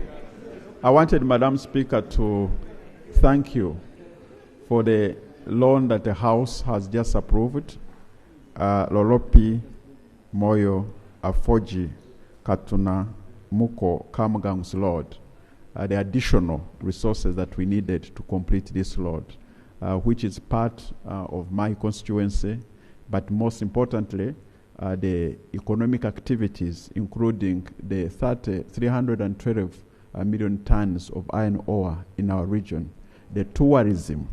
Actually, part of the story of Winston Churchill, it is told by historians that when he reached those hills where the road is going to pass and looked at Lake Bunyonyi, he said that this is the Pearl of Africa. So it's an important road. Lastly, and we hope that this additional funding will be able to move fast, and then we continue to finalize the road. Lastly, Madam Speaker, the leader of opposition says, because I was part when I was at the Ministry of Finance, moved this road, which was the 3-component road, Namagumba, Lalopi, and Katunamuko. And it is important that you note that out of the resources that we have approved, Namagumba, Udadili, Narugugu project has been allocated $75 million. And I don't think that $75 million can only work on camps as you are saying. So it's important you cross-check. Madam Speaker, the leader of opposition, I know you are well facilitated. You need to go and cross-check and see what is happening. But thank you, Madam Speaker, and the House for approving this important road. I thank you. Thank you. Madam Speaker. An order on who he has finished. But it's a fact I facilitate you well. I facilitated the office well. You know, he's trivializing what I've raised and even bastardizing it. But the truth of the matter is, Madam Speaker, we need that road to be worked on. The current allocation is merely for construction of a camp. It's not true that they have allocated 75 million USD. That's a lie of the devil. And I never expected it of all people from Pastor Bahati. Thank you. Madam Speaker, the report for record purposes is here. The leader of opposition, please read the report. It's $75.9 million US. Thank you. Thank you. Honorable members, we need to move faster. Yes, Honorable Mudimi. Yeah, the information I want to give the House on that project, Narugugu, Budadiri, Namagumba. For the last 7 years, when the project was conceived, the current status now, they are constructing a camp. The update which is there on that road, the contractor is putting up a camp now for the last 7 years. I think what we are going to do, let's wait for minutes of works so that we are able to find out what is happening and why are we having a camp instead of having a road being worked upon. Next item. Item 6 on the order paper. Motion for a resolution of Parliament to authorize government to borrow up to euro 45 million from the Agence Française de Développement AFD to support the Kampala Water, Lake Victoria Water and Sanitation KWLV Watson 2 project. Honourable members, as you may recall, on 19th December 2024, the Minister of Finance laid a proposal to authorize the borrowing from AFD to support the Kampala Water, Lake Victoria Water and Sanitation 2, the KWLV Watson 2 project. The proposal was referred to the committee and the report is ready for presentation. Honorable Minister, before we do that, pursuant to Article 159(2) of the Constitution of the Republic of Uganda and Rule 155 of the Rules of Procedure, I will invite the Minister to move a motion to the effect.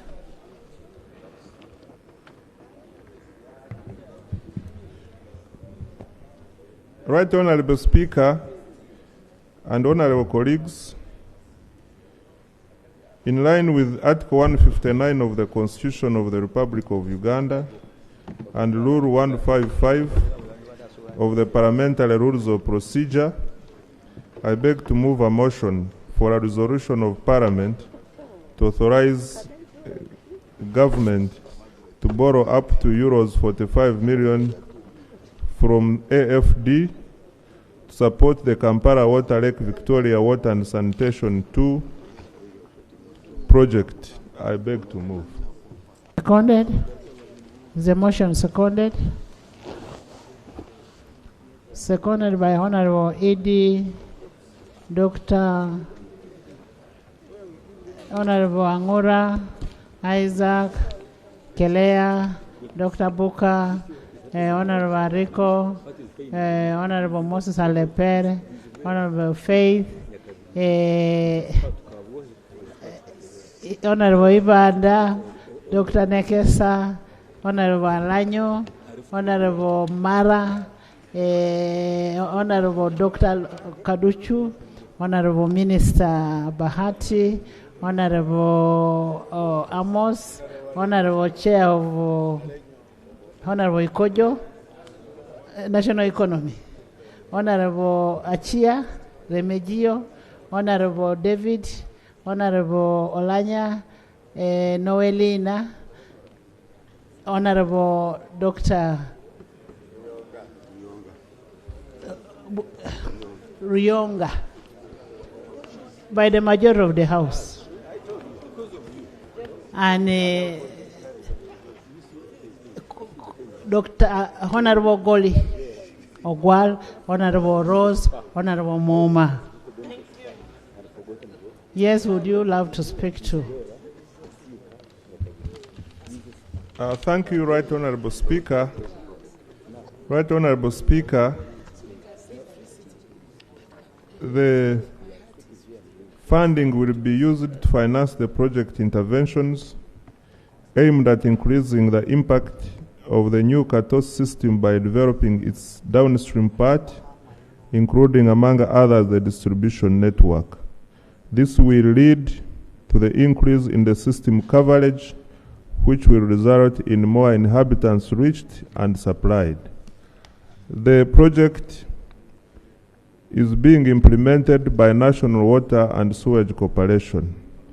The project objectives is to facilitate the realization of the initial Watson project objectives, that is, promotion of sustainable socio-economic growth and improved health through enhanced access to safe water, thereby distributing the poverty eradication effort, contributing, not distributing, contributing to the poverty eradication efforts of government. Watson 2 project addresses the shortfalls in the original scope and overall project structuring in order to address the objectives of the Watson project as originally conceived. The project financing and the cost is as follows. The ADF will finance the project through concessional loan to the government of Uganda. This is estimated to be broken down as follows. Component 1, which is complementary works on the structure network, 10 million euros. Component 2, networks extension in areas with conventional habitat and activities, 20 million euros. Component 3, network extensions including public standard posts with prepayment device in informal settlements, 10 million euros. And 4 is accompanying measures, which is 1.5 million, and a contingency of 3.5 million euros. Honorable Minister, is it ADF or AFD? It is AFD. It is AFD, not ADF. Agency for French Development. Yes. So we correctly answered it is AFD, not The ADF. terms Agency for French Development, AFD. The terms are as follows. Loan amount 45 million euros. Effective interest rate is to be determined at the time of signature. But this will be based on Euribor of 6 months minus 174 basis points, equivalent to 0.74%, as at 25th of September 2024. The commitment fee, why we determine at the date of signing, is it's a variable rate. The commitment fee is 0.5% per annum on an disbursed loan. Appraisal fee 0.5% calculated on the maximum amount of the facility, and the maturity period or tenure is 20 years, including the grace period of 6 years. What are the benefits of the project? In summary, we have abundant water supply, capacity of 160 million liters per day at Katosi Water Treatment Plant, with sufficient transmission and storage capacity, but with inadequate water distribution capacity to reach customers of Greater Kampala metropolitan area. Hence, we cannot realize full value for investment. 2, the government of Uganda in 2012 undertook the Kampala Water Lake Victoria Watson 1 and 2 projects to provide a long-term response to the growing water demand in the Greater Kampala metropolitan area. In 2015, in order to identify, optimize, and schedule the related investments, the government of Uganda commissioned the Greater Kampala Water Supply Master Plan.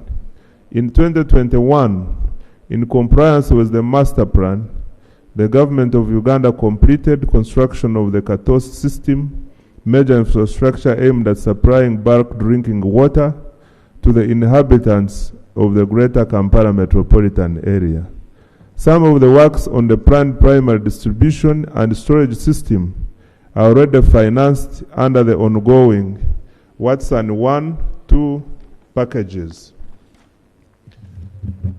Madam Speaker, most important to note is that the first tranche was 150 million euros, and this 45 million euros is additional to total up to 195 million euros to enable the project get completed. Madam Speaker, with this justification, I beg to submit. Thank you so much, Honorable Minister. Can I have the chair? Thank you very much, Right Honorable Speaker. Yes, procedure from Nathan. Thank you, Right Honorable Speaker. Let me also add my voice to wish everybody Happy New Year.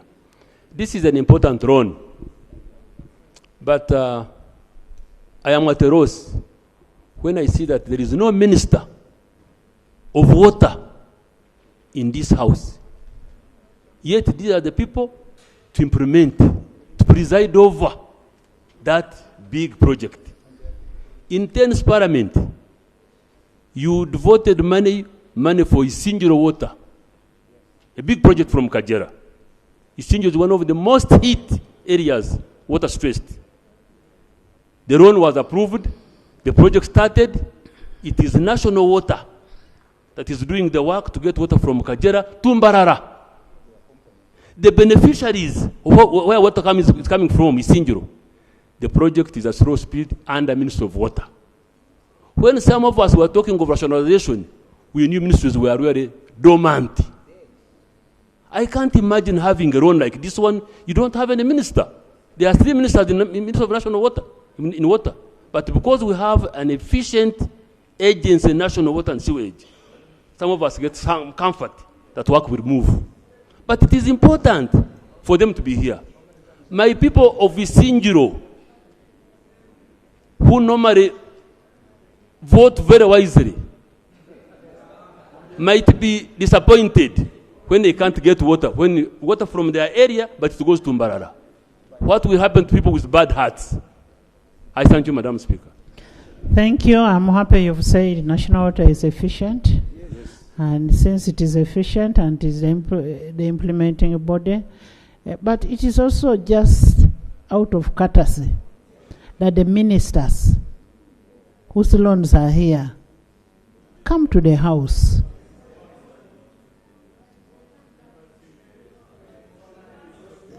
Honorable, go ahead, Chair. Give us a summary. Thank you very much, Honorable Speaker. Where is Honorable Opolot? Honorable Speaker, I beg to lay on table the minutes of the report of the committee held on January 8th in consideration of this loan. I beg to lay. Honorable Speaker, this is the report of the Committee of National Economy on the proposal by government to borrow euro 45 million from the Agency Franchise Development, FD, in the form of additional funding towards the implementation of Kampala Water, Lake Victoria Water and Sanitation Project. And Right Honorable Speaker, the Minister has already taken us through the background, the performance and the components, the justification for the loan, the project's cost and financing, and the conditions. Allow me proceed to observations and recommendations. That's page 11.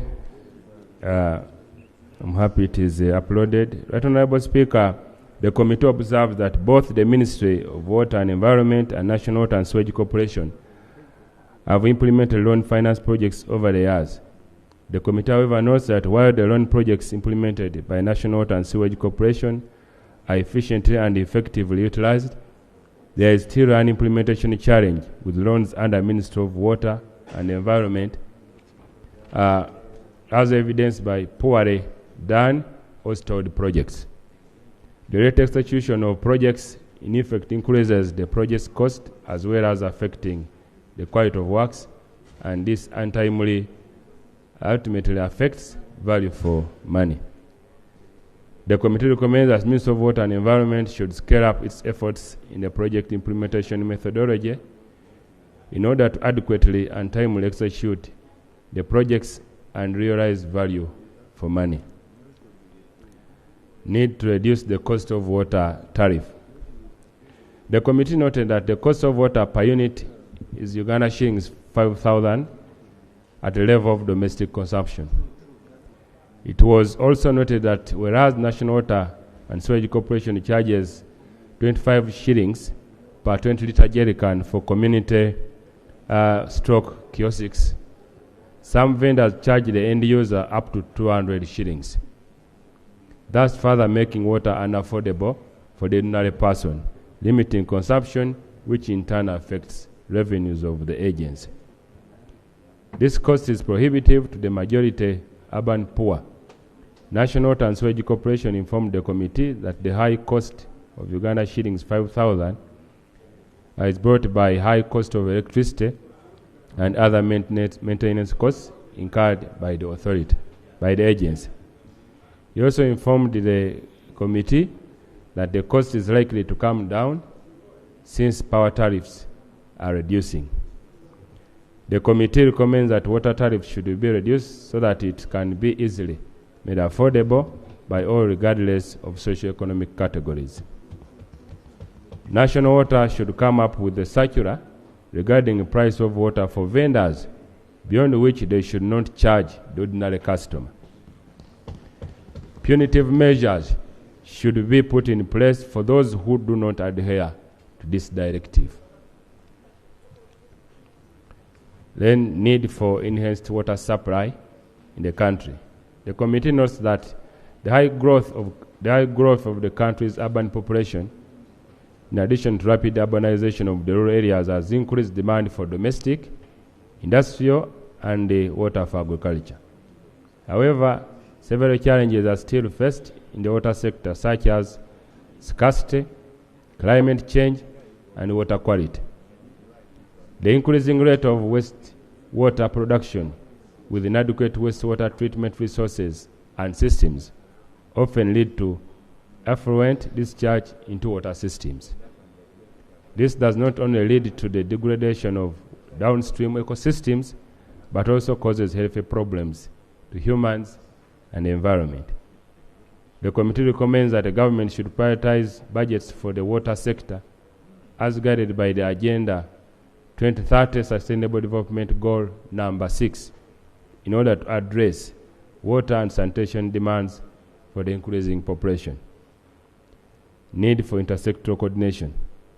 The committee noted continued destruction of the road infrastructure by utility service providers such as telecom companies, electricity, and national water itself. This destruction increases the maintenance costs of the service lines.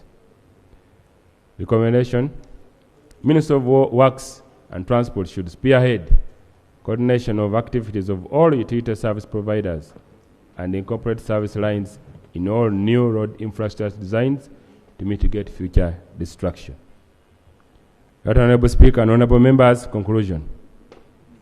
The committee recommends that the proposal by government to borrow up to euro 45 million from the AFD, additional support to Kampala Water, Lake Victoria Water and Sanitation project at a revised interest rate of 6 months Euribor, that's negative 1.74 as at 25th September 2024, be approved subject to the recommendations herein. Right Honourable Speaker and Honourable Members, I beg to move. Thank you. Thank you, Chair. Honourable Hassan.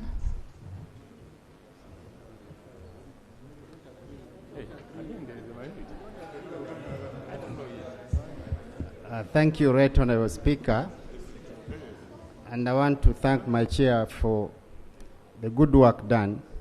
Right Honourable Speaker, I, together with my other colleagues, conceded to the majority report for some reasons, because if you look at this particular loan request, it's a concessional loan, very good terms. But just like colleagues raised the concerns about the signing at the, no, it was signing or determining the interest rate at the point of signing. That was also my concern, and I raised it to the minister. The minister clarified that these are fluctuating rates, and it happens every after 6 months. If we process this loan request within the current period and it's done, then we are going to get a very good rate, the ongoing interest rate. So, Right Honourable Speaker, as a member of the committee, we considered, to the majority members of the committee with regards to this report. Water is life, and we all know the necessity of having water in our household. And I only wish that the concerns raised by the members in the committee, specifically on the tariffs for water, are put into the consideration by the ministry, and our people get water at low costs. Thank you. Thank you. Thank you. You want to debate? Yes. Yes, Isaac. Thank you. Thank you, Right Honourable Speaker. I would like to thank the Chair for the report. Right Honourable Speaker, the Chair actually raises a very good point in their report in terms of the unit price of the water. This is becoming really unbearable, especially for some of us who are in rural constituencies. We would very much like to expand the services of national water to our rural constituencies. Thank you. But this is being limited because of the unit price of the water. And I hope that government can come up with a way, or concession ways, in ways at which we can reduce the unit price, so that the over 20,000 villages that are not connected to any fresh water can be able to access fresh water, which is being provided by especially national water. Thank you very much. Thank you. Rose, then Honorable Mudimi. Thank you so much, Right Honourable Speaker. Right Honourable Speaker, in the same vein, I thank the committee, the minister, for this wonderful presentation. But now, I have seen all of you thanking, meaning the report is okay and the borrowing is okay. Is that okay? Yeah, it's okay. Now that we have a very important document an item, the next item. Why don't we pass this?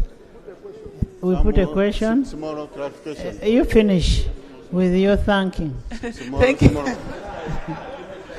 Thank you, Right Honourable Speaker. It's good to be appreciated, but the issue of the rural communities, the unit costs, and the dry wells, they are supplying nothing in our local communities. And once there are breakages, there are no repairs. The communities where they are picking water from, they don't give an outlet. Now, if you're picking water from this particular village and you don't give them water, that is from the town councils, Terego has or Mugo, it has no water. And they are boasting we have given Terego water. It's better we get our water under ministry other than getting it from national water, because it's a very stressful thing for the local people. Thank you. Honorable. Right Honourable Speaker and colleagues, we agreed in this House that for the loans, if there is an element of counterpart funding, we have to get assurance.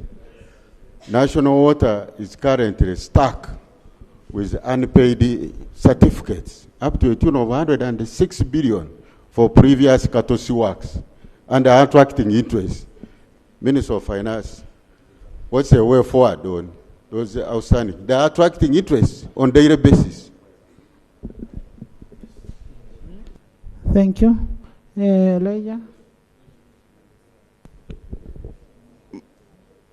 Just like my Honorable Nathan Bianyima raised the issue, my request is to the committees of natural resources and national economy that when we pass these loans, can we follow them up? The case Honorable Nathan Bianyima is quoting is similar to what happened on this water for production issue in my place. In fact, it's even in my village. Minister of Water and Environment came and dug a production well in 2019. Up to date, they have not evacuated water.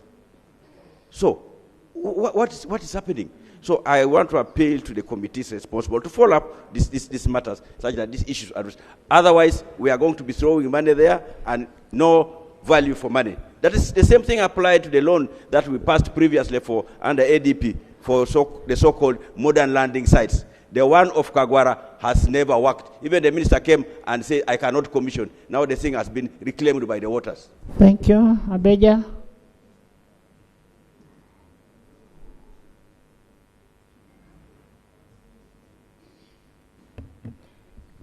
Thank you, Right Honourable Speaker, for the opportunity. Right Honourable Speaker, I want to appreciate the Minister for coming in with this loan to support national water, but I have an information from the ED National Water. There was a day I was with ED National Water and we were trying First to discuss your interest. my interest. Pardon? No, it's okay. Go ahead. Right Honorable Speaker, my concern is when I went to the ED National Water and I was trying to discuss with him how our rural people are suffering with repairing their boreholes.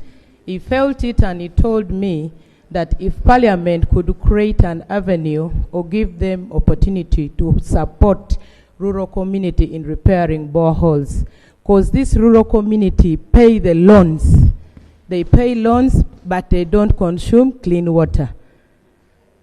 In our district, we are facilitators of repairing boreholes. So I request my darling sister, Nalongo, convince this House, let us come out with an avenue to allow the ED either to come to your office to share this with you and let the benefit, let the locals who pay tax also benefit from this loan. I've given you a task to bring the ED to my office.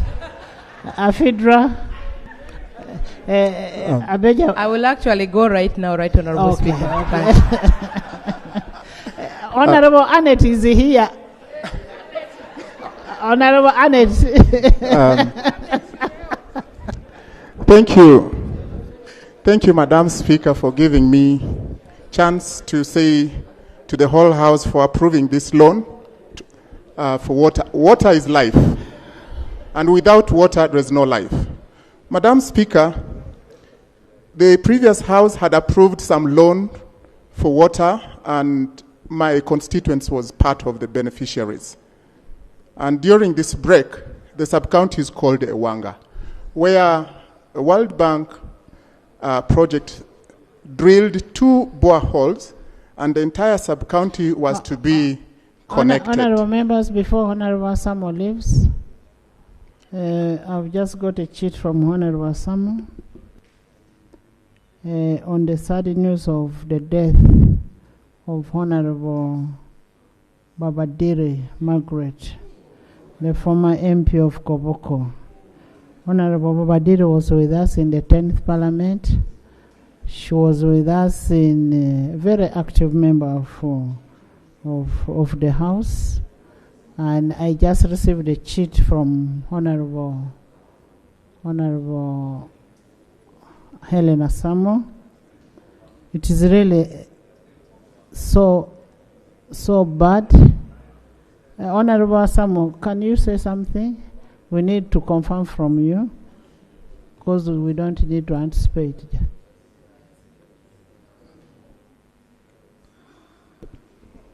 Yeah, thank you, Right Honorable Speaker. And as a greeting, we say Happy New Year to everybody. But the news has just come that she has passed on. Her driver, her long-time driver from 1996, is the one who has sent the message. She has been in this house from 1996. And for some of us, she was the mentor. In fact, she's the one who encouraged me to come to this house. So she has died. She has been battling sugar, diabetes. So I hope it is the one, but I've not got the details. So, Madam Speaker, I'll beg that I'll go and see what happens, because her family is really too near my heart. And of course, some of the children are not here, but majority are in. So we shall see and update the House of what is going on. Thank you. No, I'm just getting the information just came. Mama has died. So I've just got as I wrote that speaker. So we'll wait for a So I'm going to confirmation. get the information, then I can update the speaker and then see how we can move on. Yes, we'll Thank wait you. for a confirmation first. Madam Speaker, as I conclude on the World Bank grant to benefit the people of Mariokol and Wanga, the 2 boreholes which were sunk by the national water in the north, during this break, Madam Speaker, the people of Wanga indicated that national water went over there and declared to them that Are we discussing the report? No, that is in relation to the loan for water, and the previous loan for the people of Madiokolo has not delivered to its expectation.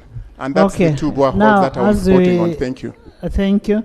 Honourable members, I put a question that the motion for resolution of Parliament to authorize the government to borrow up to 45 million euros from AFD to support the Kampala Water, Lake Victoria Water and Sanitation 2, KW LV Watson 2 project be approved by this House. Those in favor say on the contrary nay. The ayes have it. Thank you. Item 4 on the order paper. Item 4 on the order paper. Motion for adoption of the 4th National Development Plan, NDP4, 2025-2026 to 2029-2030.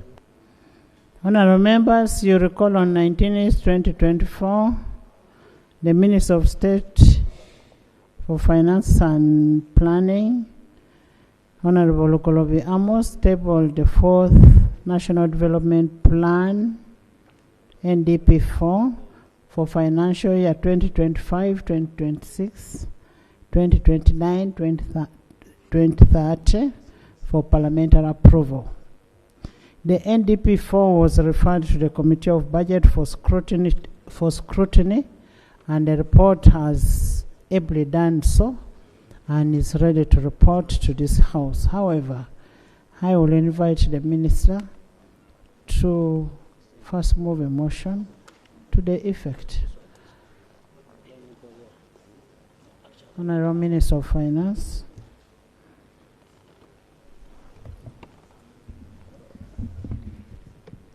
Thank you so much, Right Honourable Speaker. May I say Happy New Year to colleagues and to you, Right Honourable Speaker, and to express my sympathies to the families of the late Honourable Segirinya and Honourable Babad, who is alive. I'm very sorry. I'm very sorry. Okay, let me go to the point. For that matter, I had been misinformed. Right Honourable Speaker, I'm moving a motion for a resolution of Parliament to approve the 4th National Development Plan, commonly called NDP4, for the period 2025/26 to 2029/30.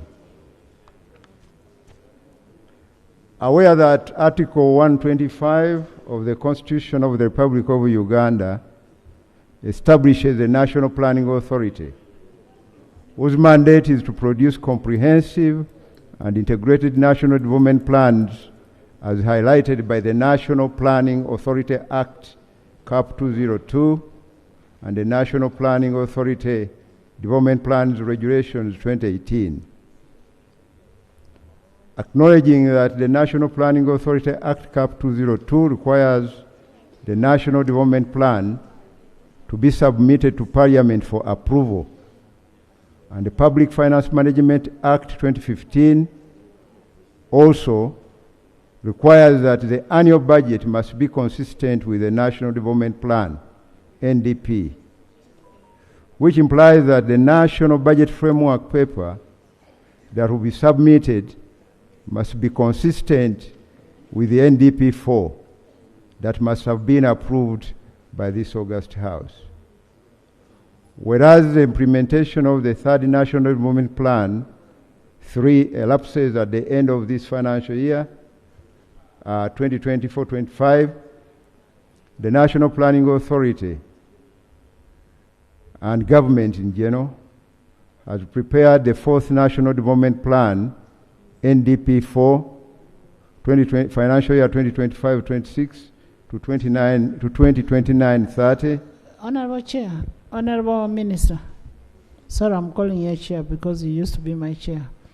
I thought you're moving a motion first, then you would make a justification.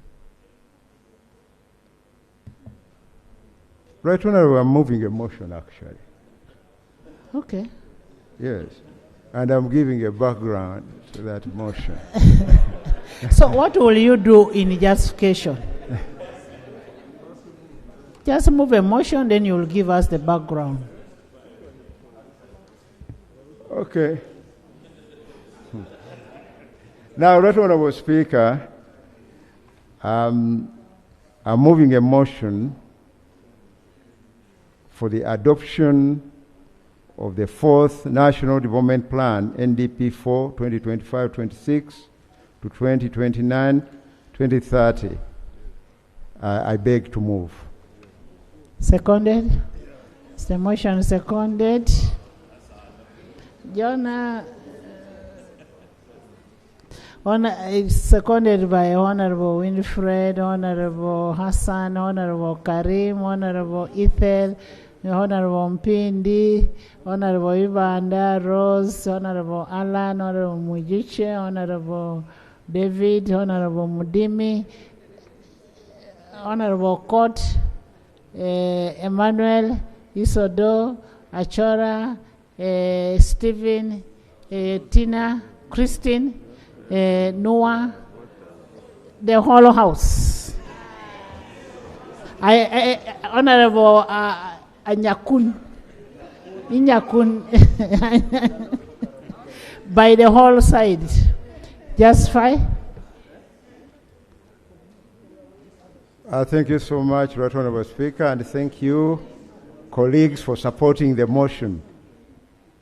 I'll continue from where I had stopped earlier. That whereas the implementation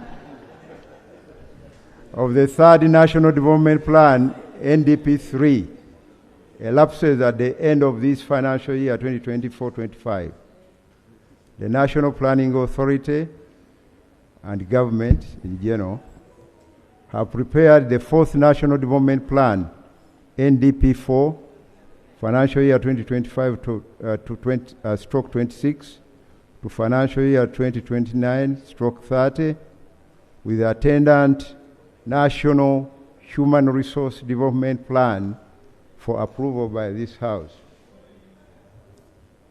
Right Honourable Speaker, I laid this Human Resource Development Plan to the Committee on Budget and beg to lay it to the House for the information of the House.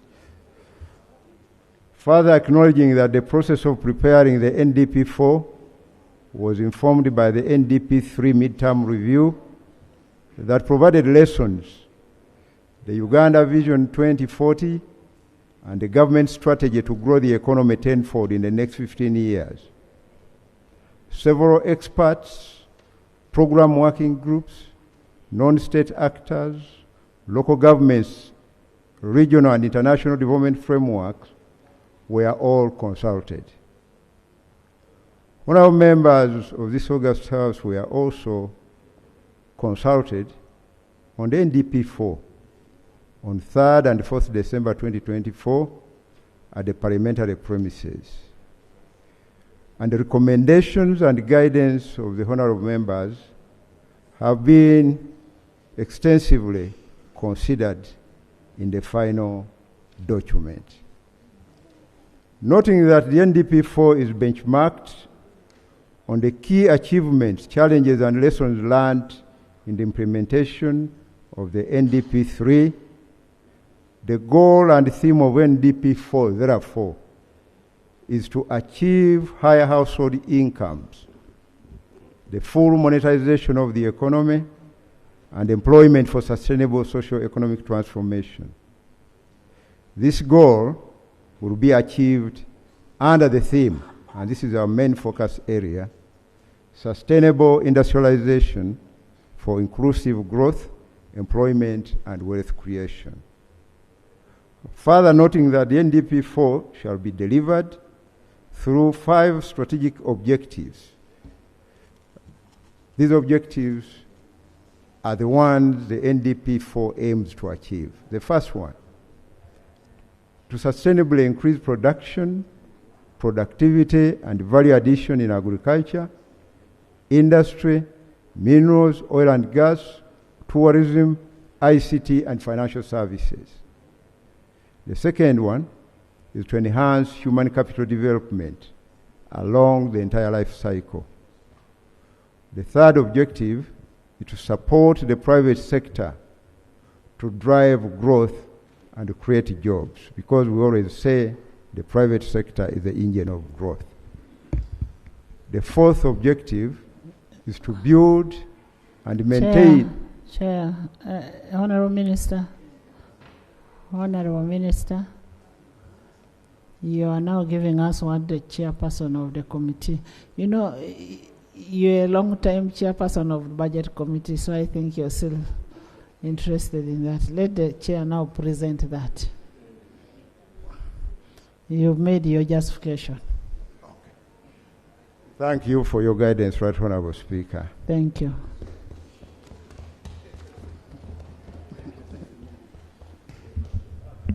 Thank you, Right Honorable Speaker and the colleagues. Since it's my maiden speech, this year I also say Happy New Year to all. Amen. Right Honorable Speaker, the minister laid the National Development Plan 4 way back in December, and it was referred to the two committees of finance development, finance economic development, and the committee of budget. The two committees, under their leadership of Opoloto Patrick Isiagi, myself, and the chair of Finance Committee, Honorable Amos, is here with us. The Vice Chair, Deputy Chair of Budget, Honorable Chair Remegio, and the Vice Chair of Finance Committee, Honorable Moses Aleper, is available, and all members of the Finance Committee and Budget Committee participated fully and were able to produce a report. There are many members of the committees, like a senior counsel, the survivor Mara, and many others, the Cooper. So all participated and worked tirelessly to produce the report. I would like to lay the report of the committee, which is here. Please lay. I also would like to report that there is a minority report signed by only one member, Honorable Kanya. Other members refused a minority report because they came to Parliament through a majority vote.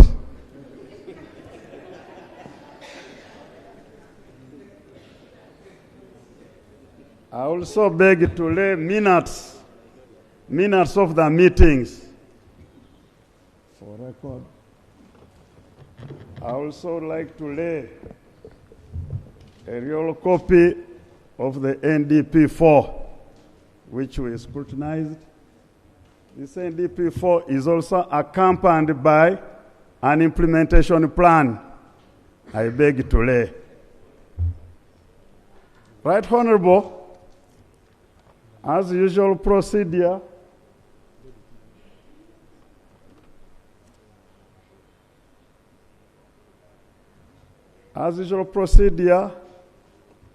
we have in the report methodology and the legal regime at which we processed. Definitely, we had to scrutinize some documents, which you see there on page 4, and consulted key stakeholders in order to come for this with the report.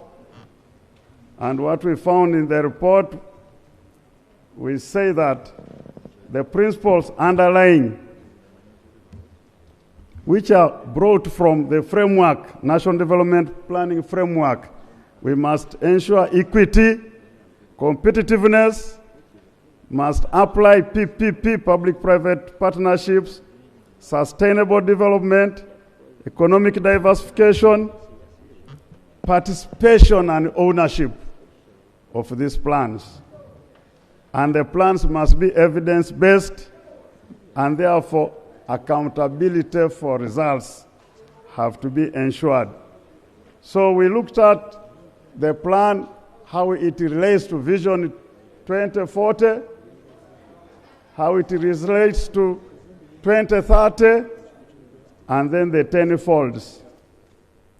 I would like, before we go to the plan, for us to look back where we are coming from and where we have reached. That means the past development plans have scored some achievements from where we came. Achievement number 1, the country has got serious peace, security. Yes. It doesn't just come if you have not planned for it. And there is also macroeconomic stability. That means that this business of prices changing overnight and so on, there is now stability. Right Honorable and colleagues, the size of Uganda's economy has increased more than threefold in the last 14 years. That's to say, it has increased to 202.1 trillion from 64.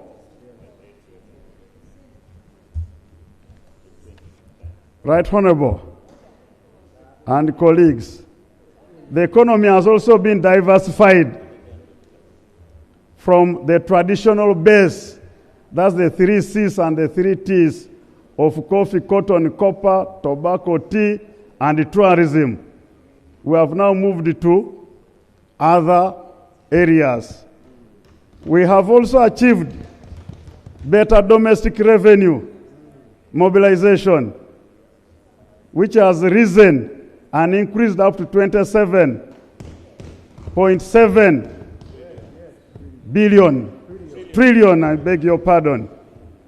Here we mixed commas and point. From 6.4 way back, 6.4 trillion way back, and that's about 13.8%, much as we have now moving towards 18%, and the plan which is coming is going to show things are getting better and better. Investment in road transport infrastructure has significantly improved connectivity, providing potential for better movement of people, goods, and tourists, with the goods and trade goods. The stock of paved national road network has increased from 6,199 kilometers of the total of all the 21,000. We have 21,000 if we are to have all the network. But so far, we have managed to move to 60,199 from a previous 3,112. That is quite remarkable, colleagues. We have also to note that electricity generation capacity has been built, and it's tripling from the last 14 years. That's why you see electricity now, we're only suffering about transmission and whatever. What do you call them? Distribution, so that all people get electricity. And the next plan will now address where we are heading. But that fear is now there. On average, Ugandans are now living longer. The average life expectancy has moved because of all these good things. Good life, good health, and so on. From 50.4 to 68.6. Therefore, our people like my sons like Masaba here, the likes of my son like Odur, you are not going anywhere. You are going to be here for other 20 terms because things are going to better, and you will see even the next plan. It will even be better than that. So strides have been made in lifting our people from poverty, although vulnerability remains to higher levels, but there is some improvement. Access to education at all levels has increased. Colleagues, primary school net enrollment increased from 91% in 1920 from 82.3 in 2012-13. From 2019-20, it has come to 91%, primary school going children. And the secondary has also improved. So as we build more schools and we provide UPE and USE, there is great improvement and the literacy levels are coming down. Right, Honorable Speaker and colleagues, the government's restoration and tree planting policy is yielding results. The forest cover as a percentage of total land area increased to 13.3% in 2021-22 from 10.7% in 2010-11. So there is some increase, although we need more. Internet penetration and usage has also increased. The percentage of the population subscribed to internet rose to 53% in 2022 from 1.8% in 2010. So there is a big loop there. And that means if the trend continues and if we even put some catalyst, then it will even go to 100% soon. However, much as we scored these improvements, they would have been better, but there are also some challenges. That's why we are not talking of. One, the proportion of the population outside the money economy is still high. So we need again to work harder. Stop this politicking. Let's work hard and make sure that our people come out Honorable of Chair, poverty. just brief interruption. Yes. I now have an official statement from the hospital. Announcement on the passing of Honorable Mohammed Segrenya. It is dated 9th, 2025. With deep sorrow, Rubaga Hospital announces the passing on of Honorable Segrenya, the Honorable Member of Kawempe North. Honorable Segrenya has been under the dedicated care of the medical team of Rubaga Hospital, despite all the efforts to ensure his recovery. He passed away today, Thursday 9th, 2025 at 12:10 p.m. On behalf of the hospital, we extend our heartfelt condolence to Parliament of Uganda, to the Speaker, Deputy Speaker, and honorable members of Parliament, plus the family of Honorable Mohammed Segrenya. We join the nation in mourning the dedicated servant on the passing on of Honorable Segrenya. So it is confirmed. We have lost one of our own, Honorable Segrenya, and as Parliament we shall be communicating on the next plans. May we rise and observe a moment of silence.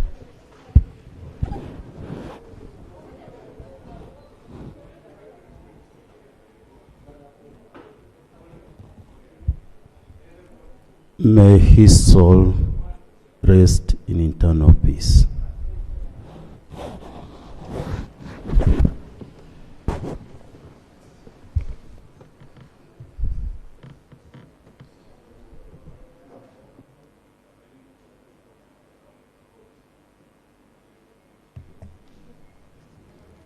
Colleagues,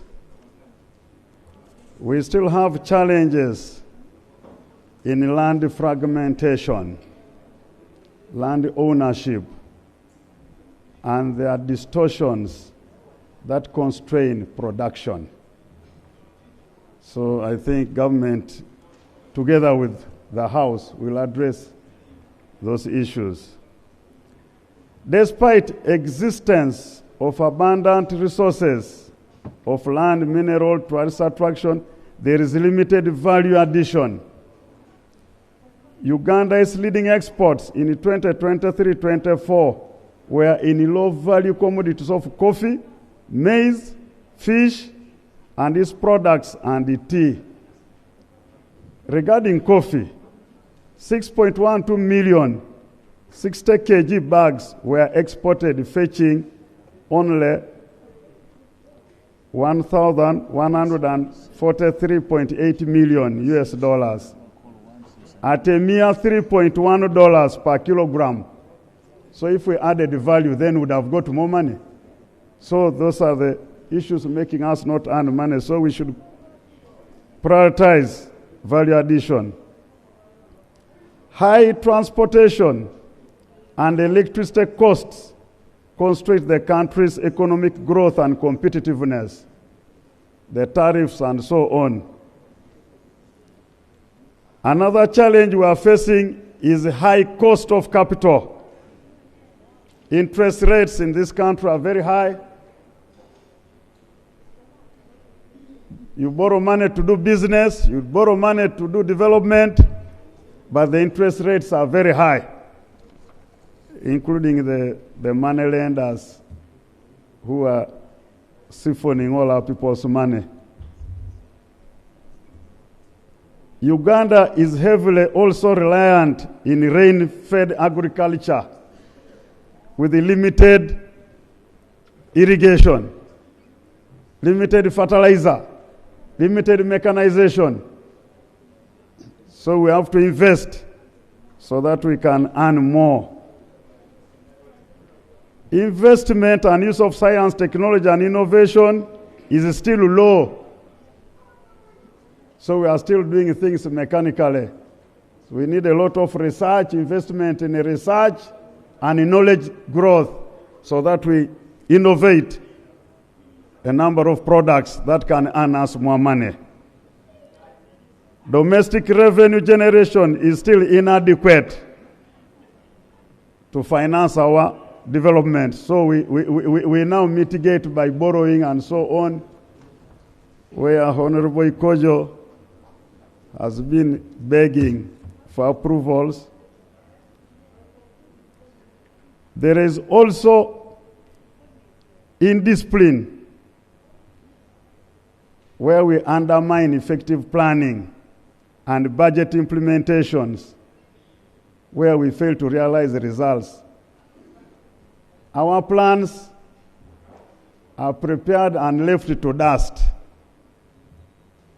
Implementation goes a different direction. And that's why we must all pay a keen eye that when we plan properly, and then we must stick to the plans. That's what we are going to emphasize for all. Industrial parks and free zones are inadequately developed to drive value addition and industrialization agenda. Water, roads, electricity, internet connectivity is so limited in our industrial parks. There is limited collaboration and weak follow-up on implementation, and which has hindered realization of development results. So the coordination between our agencies, the audit of the implementation of the plan, we left some of this monitoring to ministry, we call it Office of Prime Minister, NPA, and these are the players. At the end of the day, the monitoring is not properly done. So M&E, monitoring and evaluation, is not adequately handled. And we are going to recommend, as we go ahead, independent audit by Auditor General of this plan implementation. And also us, as we do the budgeting, we must also stick to what is in the plan. Thank you very much for that. My former friend, the Honorable Namuga.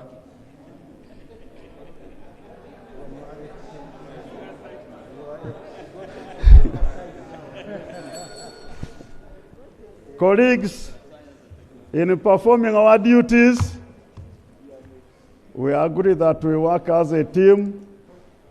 We have given you where we have come from. Now where we are going to is the fourth development plan, which you need to hear and pay much attention to, having known the weaknesses and having known that we need to be very serious in the next plan. I now invite one of our members who doubles as a member of Finance Committee and Budget Committee, Honorable Nakut Faith, to take us through the fourth development plan. Able-bodied lady. Yes. Thank you. Thank you. Before Honorable Nakut comes in, we're in the Strangers Gallery. This afternoon we have the Executive Director of the National Planning Authority and also the Katikiro of Uganda Kingdom. That's Dr. Muvawala Busoga Kingdom. I beg your pardon, Right Honorable and colleagues. I've been reminded by the front bench that I missed something very important. Number 16. Chair, can you sit? Allow me. Okay. You know, the chair has grown old. I was still introducing the NP Executive Director and the Katikiro of Busoga Kingdom. That's Dr. Muvawala Joseph. You're most welcome. He has come to observe the proceedings. So, Chair, you can finish what you want to say. Sorry. Number 16 says, there is one of the challenges and problems we are facing. There is regional imbalance that has remained despite various affirmative programs. Why had you left it out? It was just a lapse. Let me bring it verbatim. You read it as it Regional imbalances have remained despite the various affirmative programs and projects implemented by the government. The regional disparities are due to high income poverty levels, limited underdeveloped regional value chains, inadequate economic and social infrastructure and services, and weak public sector management in some local governments. Poverty levels in some regions like Bugisu, West Nile, Busoga, Bukedi, and Teso have reduced. The word is have reduced. We are coming. They have reduced. While Kigezi, Lango, Acholi, and Karamoja have registered increases in poverty. So the other ones are falling. Poverty is falling somehow in some areas, but growing in other areas. Even in some areas where poverty is reduced, such as Busoga, Bukedi, and Teso, where it has reduced, it still remains above national average. So that means the reduction is so insignificant. But of course, at times we celebrate whatever results come. But we work. It motivates us to work, and it motivates us to understand that things are possible. It's very possible for us to reduce this poverty as it has started reducing in some areas.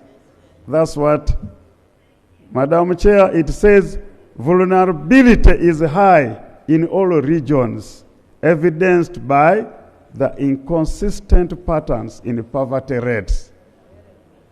So, colleagues, Right Honorable and colleagues, I now invite the lady, Honorable Lady. Thank you. Before Honorable Nakut comes in, Honorable Baba. Honorable Baba. Right Honorable Speaker, thank you for the privilege. And honorable members, I regret to inform you that our old colleague, a veteran politician, Honorable Margaret Babadiri, passed on 30 minutes ago on the way to hospital. So we have now asked the funeral caretakers to handle the body, and we shall announce further arrangements later on. But just to let you know, Honorable Babadiri, former woman and member of Parliament for Koboko District, and previously representing people with disabilities for the North, since 1996, has now left us. With much regret, that is the information I want to tell you. And thank you for the privilege, Right Honourable Speaker. Thank you, Honorable Babadiri. We had got the information, but we're not very clear, and that's why we asked for the confirmation. And now that we have the confirmation, may we rise and observe a moment of silence.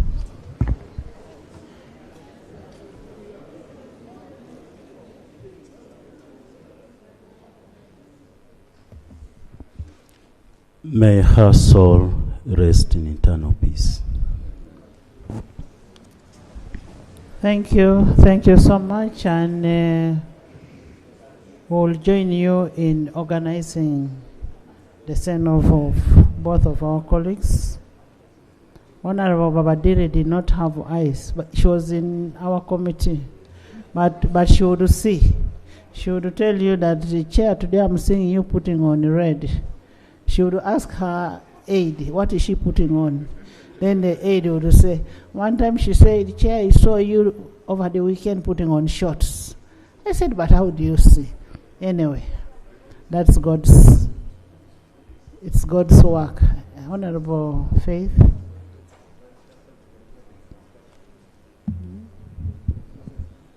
Right Honorable Speaker, kindly register my deepest sympathies to you and colleagues and to their families. It's a hard thing losing two colleagues in a matter of minutes.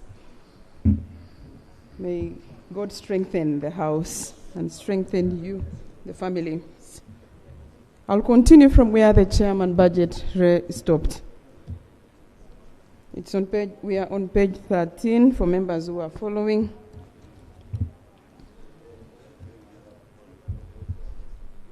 The NDP4 strategic direction and high impact projects. The NDP4 strategic direction. I know that members, there is a lot on the order paper and we will have to rush, but I request that we read, you allow me read from 14 to 24 and then to the committee observations. And we skip some parts that members can follow on their own. The NDP4 strategic direction, the specific objectives underpinning the overall growth strategy, they are 6, as highlighted by the Minister. I interest you in the detail. The number 1, attaining a sustainable double-digit economic growth target of 10% by financial year 2029-2030. It will entail prioritizing investment in 5 key growth areas to enhance value addition. Number 1 of those intervention areas is agro-industrialization. Sustainably increasing production and productivity in agriculture is the focus for this plan.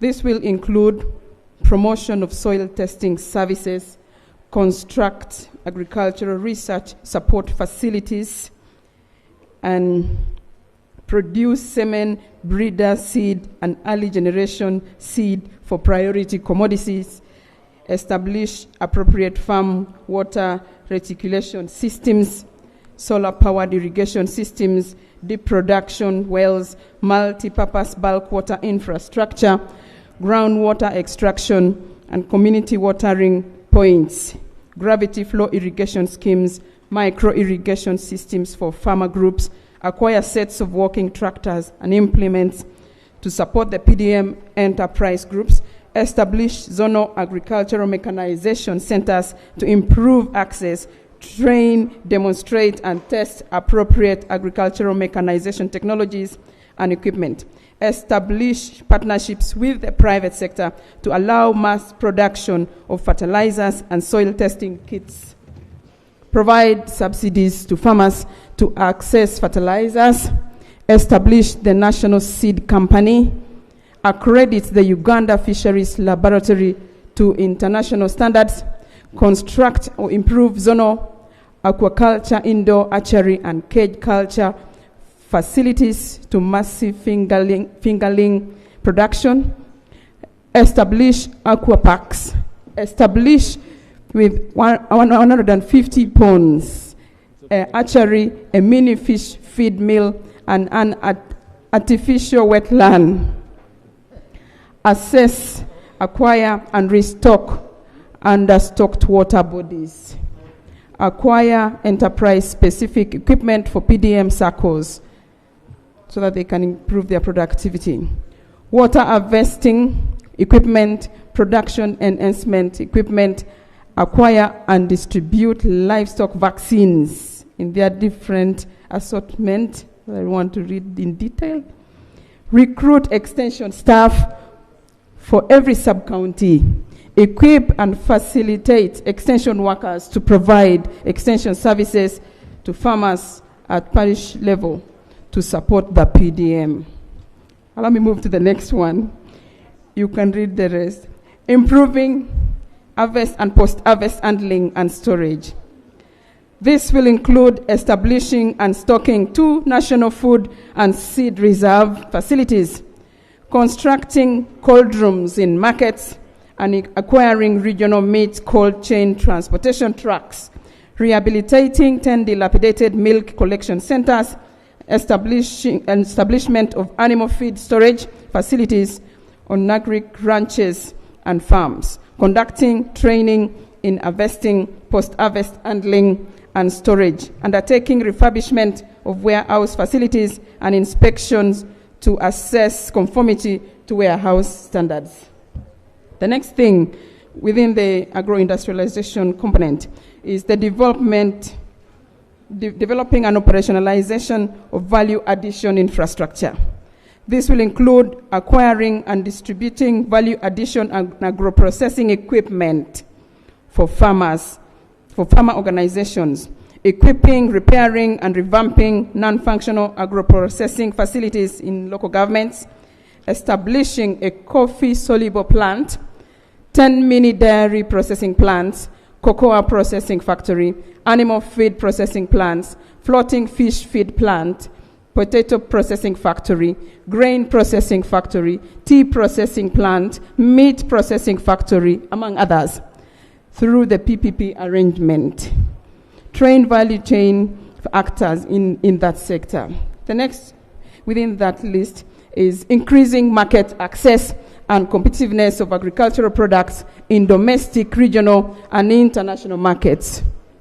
This will include support to export-ready SMEs, companies to participate in trade-related events such as world expos, trade fairs, and exhibitions, regional and international, negotiate and secure market for priority agricultural products, update and roll out the Uganda Market Information System, create business and market linkages through commodity platforms, develop and integrate national coffee traceability modules into the geospatial coffee registry system, develop and roll out a livestock traceability system, construct 2 export animal quarantine holding grounds, a National Agricultural Food Safety Laboratory and Support Center.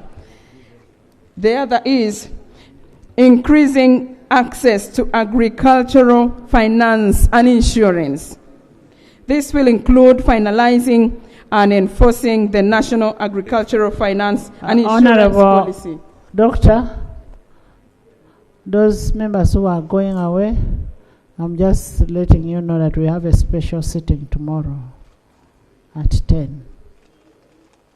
So even as you go, remember to be here tomorrow at 10 for a special sitting as we pay tribute to Honorable Mohammed.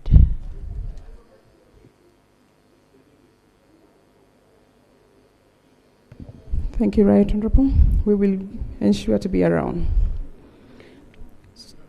Strengthening coordination, legal and institutional framework for industries. This will include undertaking regulatory impact assessment and stakeholder consultation to develop appropriate policies, develop and review strategies. Review the pesticide residual monitoring plan, the Cotton Development Act CAP, that one which we rationalized, that one. On tourism development, the following are prioritized in the plan. Promoting inbound and domestic tourism.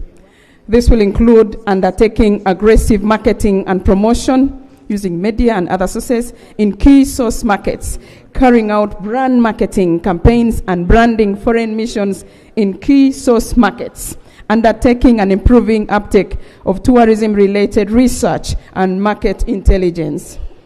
The other is improving the stock and quality of tourism infrastructure. This will include the development and improvement of tourism infrastructure such as hotels, airstrips, roads, ICT, safety and rescue, water transport, ports. Many of them will be done through public-private partnerships. Conserve, develop, improve, and diversify tourism products.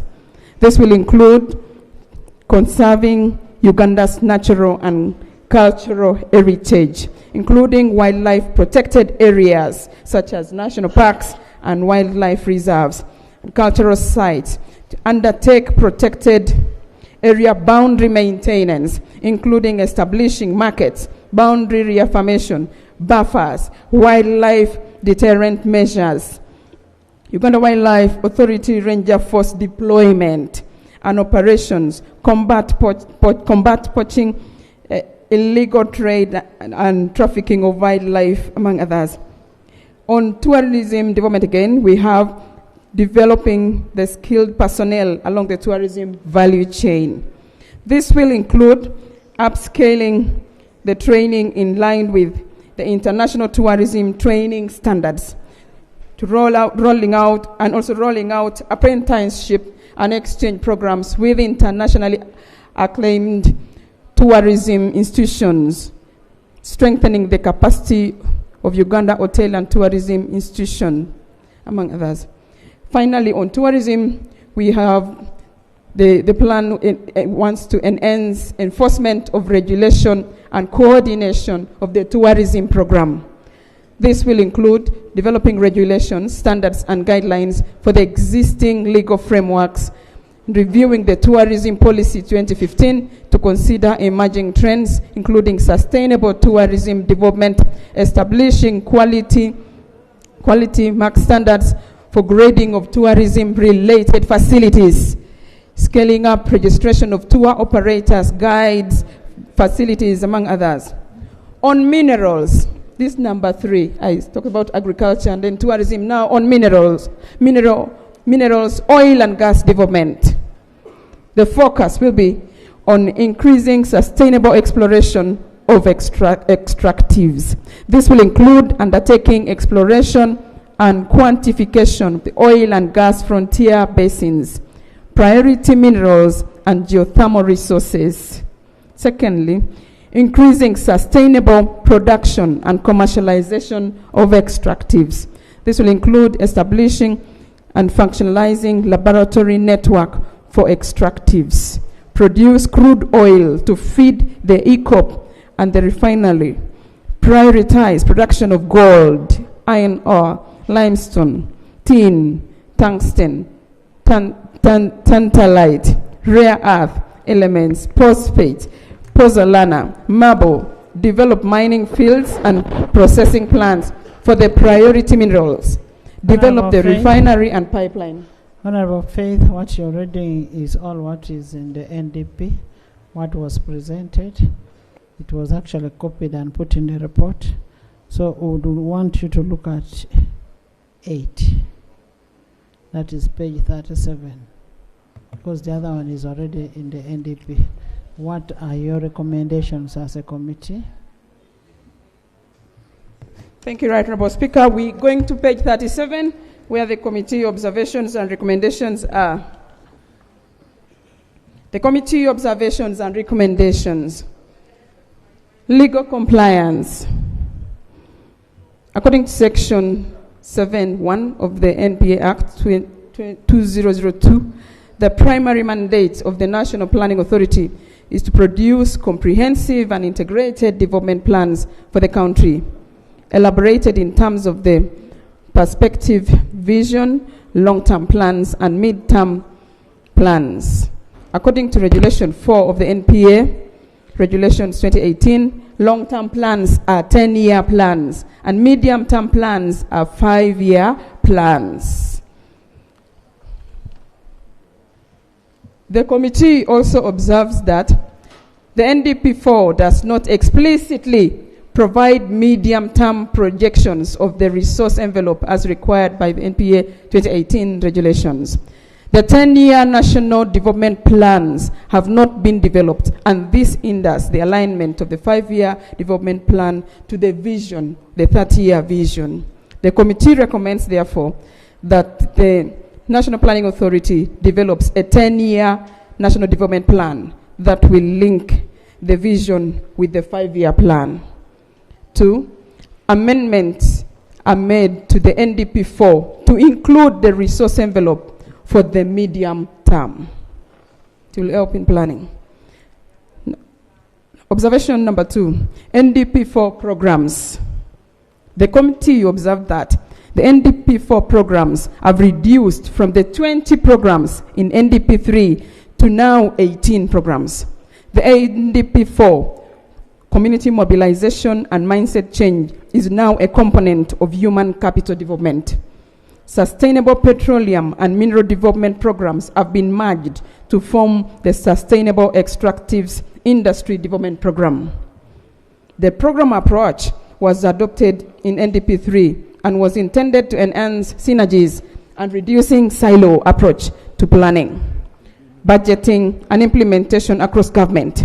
However, before full adoption and understanding of the program approach, the NDP4 has already proposed adjustments to the programs.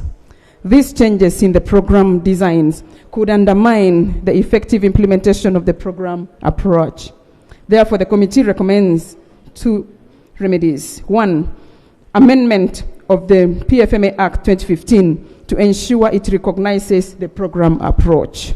Number 2, there is need for government to ensure consistency in the programs and program designs and ensure that programs don't continue to change over time.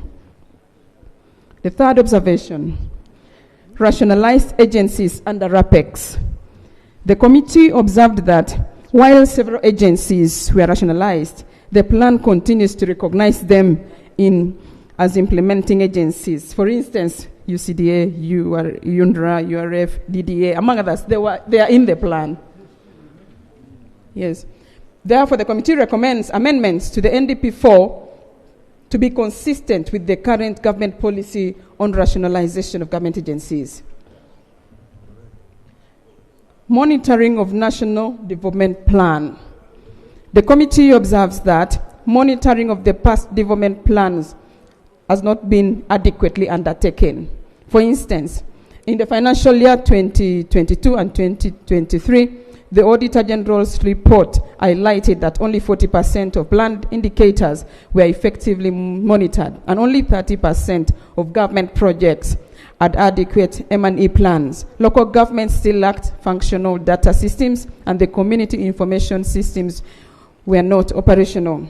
The committee recommends that government prioritizes strengthening the capacity of NPA to effectively monitor implementation of the National Development Plan. Number 2, in addition, the committee recommends that the Office of the Auditor General carries out annual special audit on the implementation of the NDP4 and report to Parliament. The other observation, realignment of the ruling party manifesto with National Development Plan.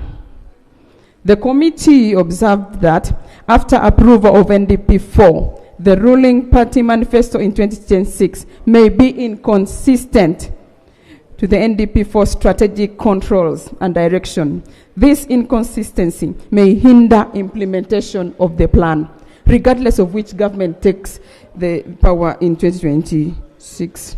Therefore, the committee recommends that in order to ensure consistency, the ruling party manifesto and the National Development Plan, the committee recommends that the NPA should conduct annual and mid-term reviews of the NDP4 as per Regulation 10(2) of the NPA Regulations 2018. The other observation, slow implementation of public investment projects. The committee observes that all growth strategies of the NDPs are anchored on public investments, especially in the core projects, high-impact projects, and other attendant projects. However, projects delays are still a challenge, in particular for externally funded projects. Over the last 6 years, externally financed projects have spent only 44% of their allocated budgets over the same period. With delays in the acquisition of right-of-way, such as land and compensation and or resettlement for project-affected persons, procurement delays, which in turn affect project implementation, increase in direct costs of non-performing projects, including commitment fees, insufficient real-time monitoring of projects, poor sequencing of projects, insufficient feasibility, and appraisal studies of projects cited as the main reasons for the under-execution. The committee recommends the following 5 things. Number 1, the NDP4 should focus on the incomplete strategic projects carried out from the NDP3. These projects are largely in the railways, roads, energy, and oil and gas sectors, basing on plans to develop industrial ecosystems around iron ore, oil and gas, and phosphates. There is need to continue investing strategically in electricity power generation. Number 2, there is need to undertake project due diligence through rigorous feasibility assessments to gauge the viability of the government projects. This will ensure that projects are well structured, commercially viable, and will provide value for money. Number 3, government undertakes real-time monitoring of development projects annually and biannually. Number 4, government fast-tracks the development of a policy on the acquisition of the right-of-way and corridors for the development of infrastructure to ease planning and avoid delays in infrastructure development.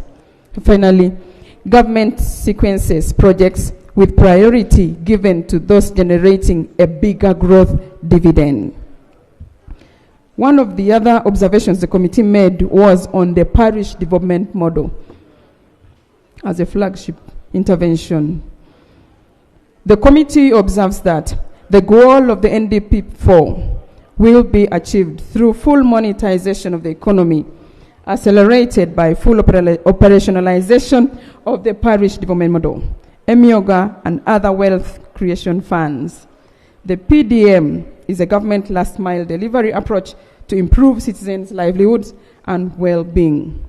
From this, the committee observes that parishes are not homogeneous. They vary in population density, geographical size, level of development.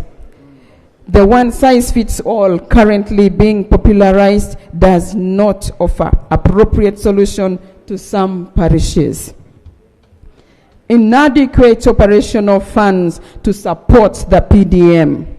About 84.5% of local government reported lack of funds for operations of the PDM.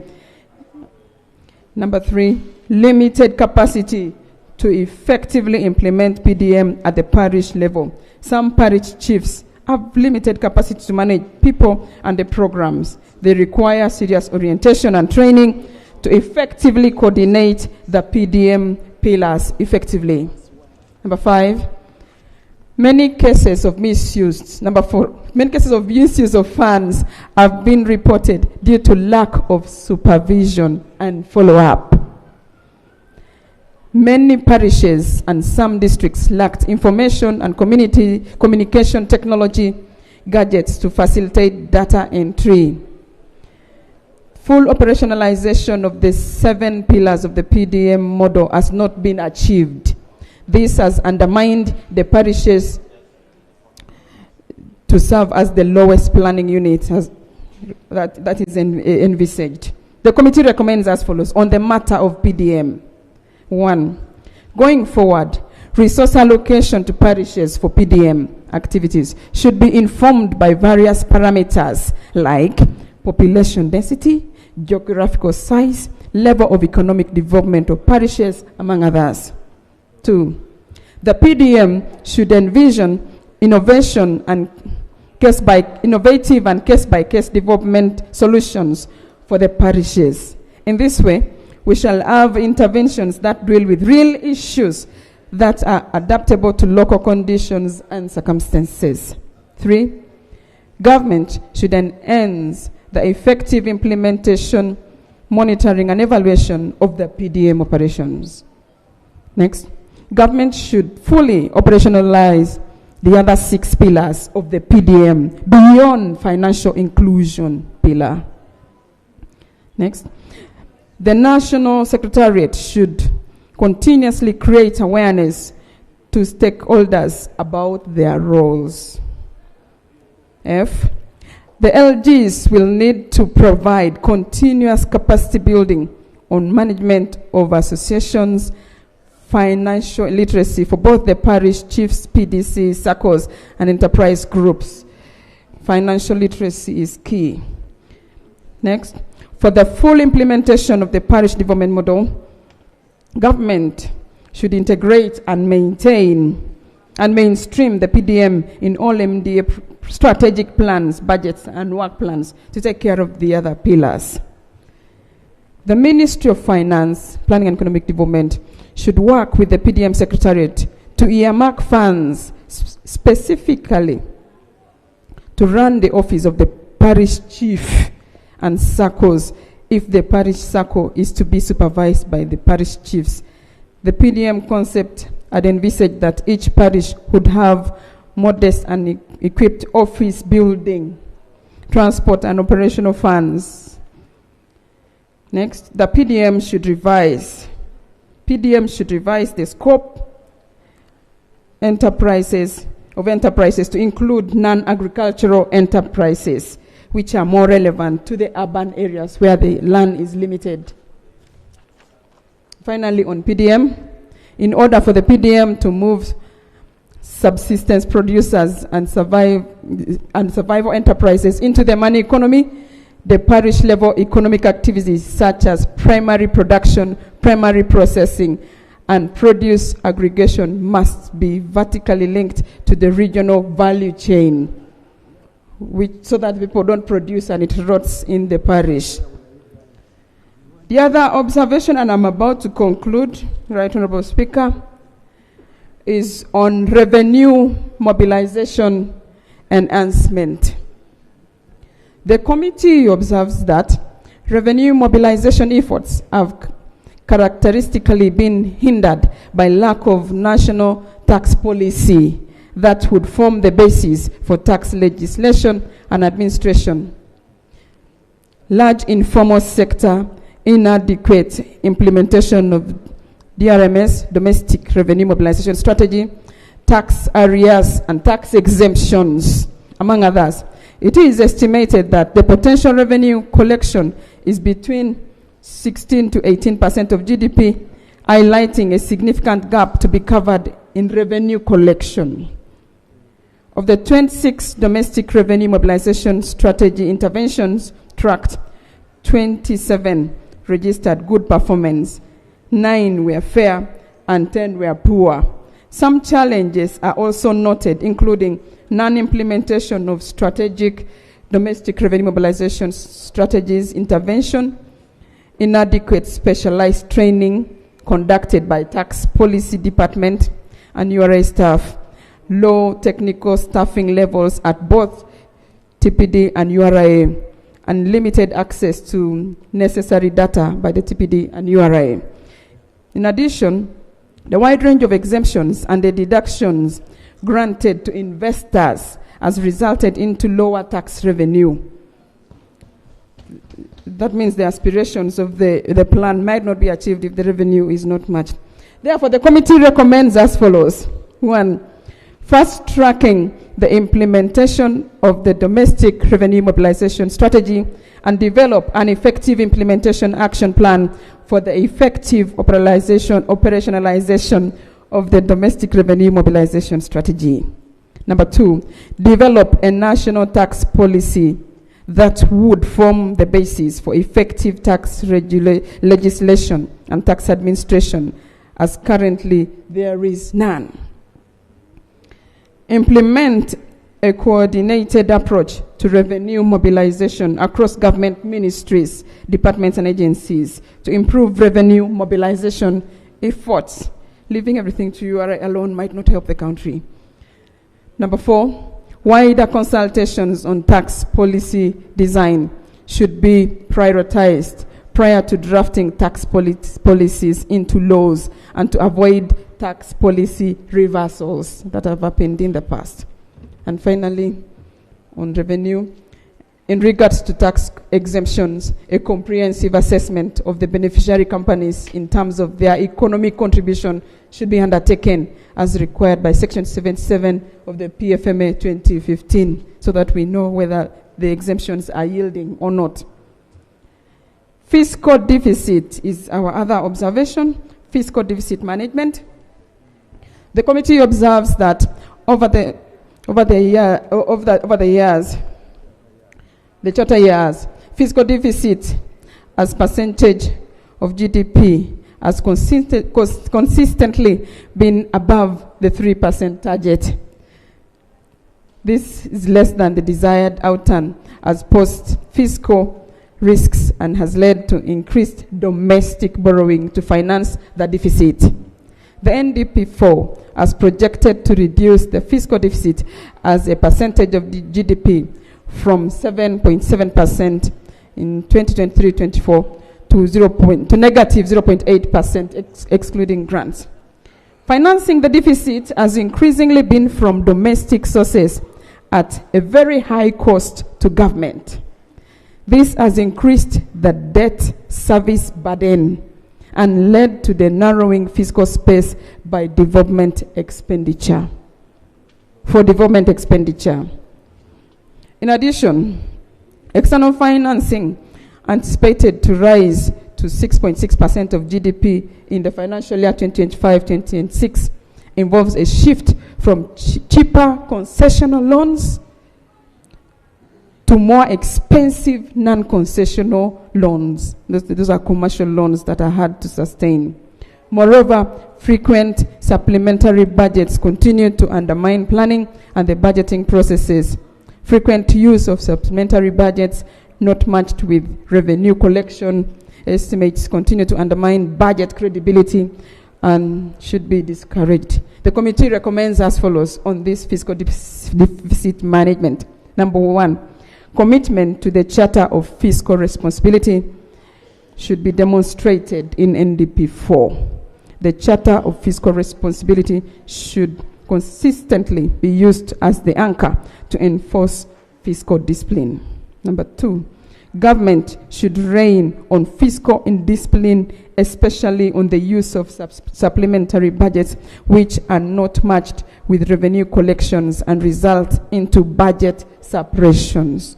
Number 3, as mandated by the law, the budget for the short and medium term should fully comply with CFR requirements, and any deviation must be guided by Section 7 of the PFMA, inclusive of the reasons for the reasons for the deviation.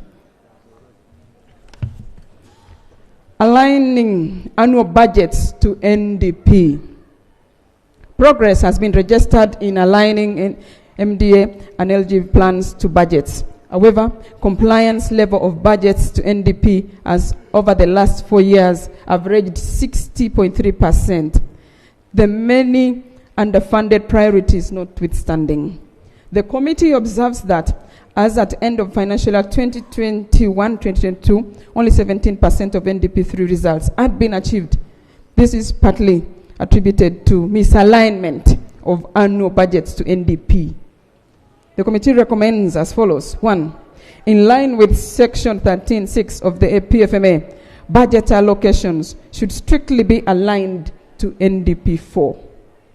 Number 2, strengthening program cost estimate for budget preparations be made prioritized and mainstreamed within government by setting up a unit coordinated by the Ministry of Finance, the NPA, Public Service and OPM, whose role is to establish the unit cost on program inputs and the corresponding service delivery standards, so that we don't pay different prices for the same service to the same government.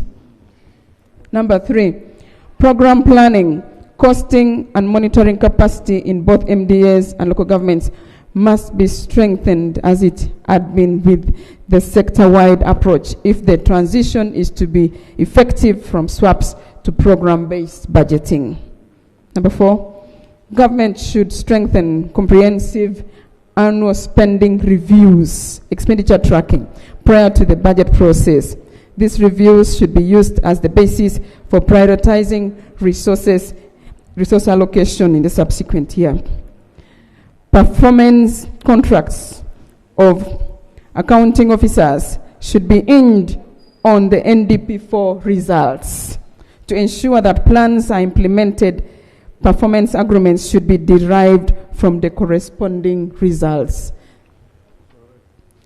The other observation is management of domestic arrears. The committee observes that domestic arrears in Uganda have been a perpetual challenge, to which government has over the years put in place several measures to address the problem. Since 1999, maybe some members here were not born, I was around. Government developed a domestic arrears strategy in June 2021 called the Strategy to Clear and Prevent Domestic Arrears.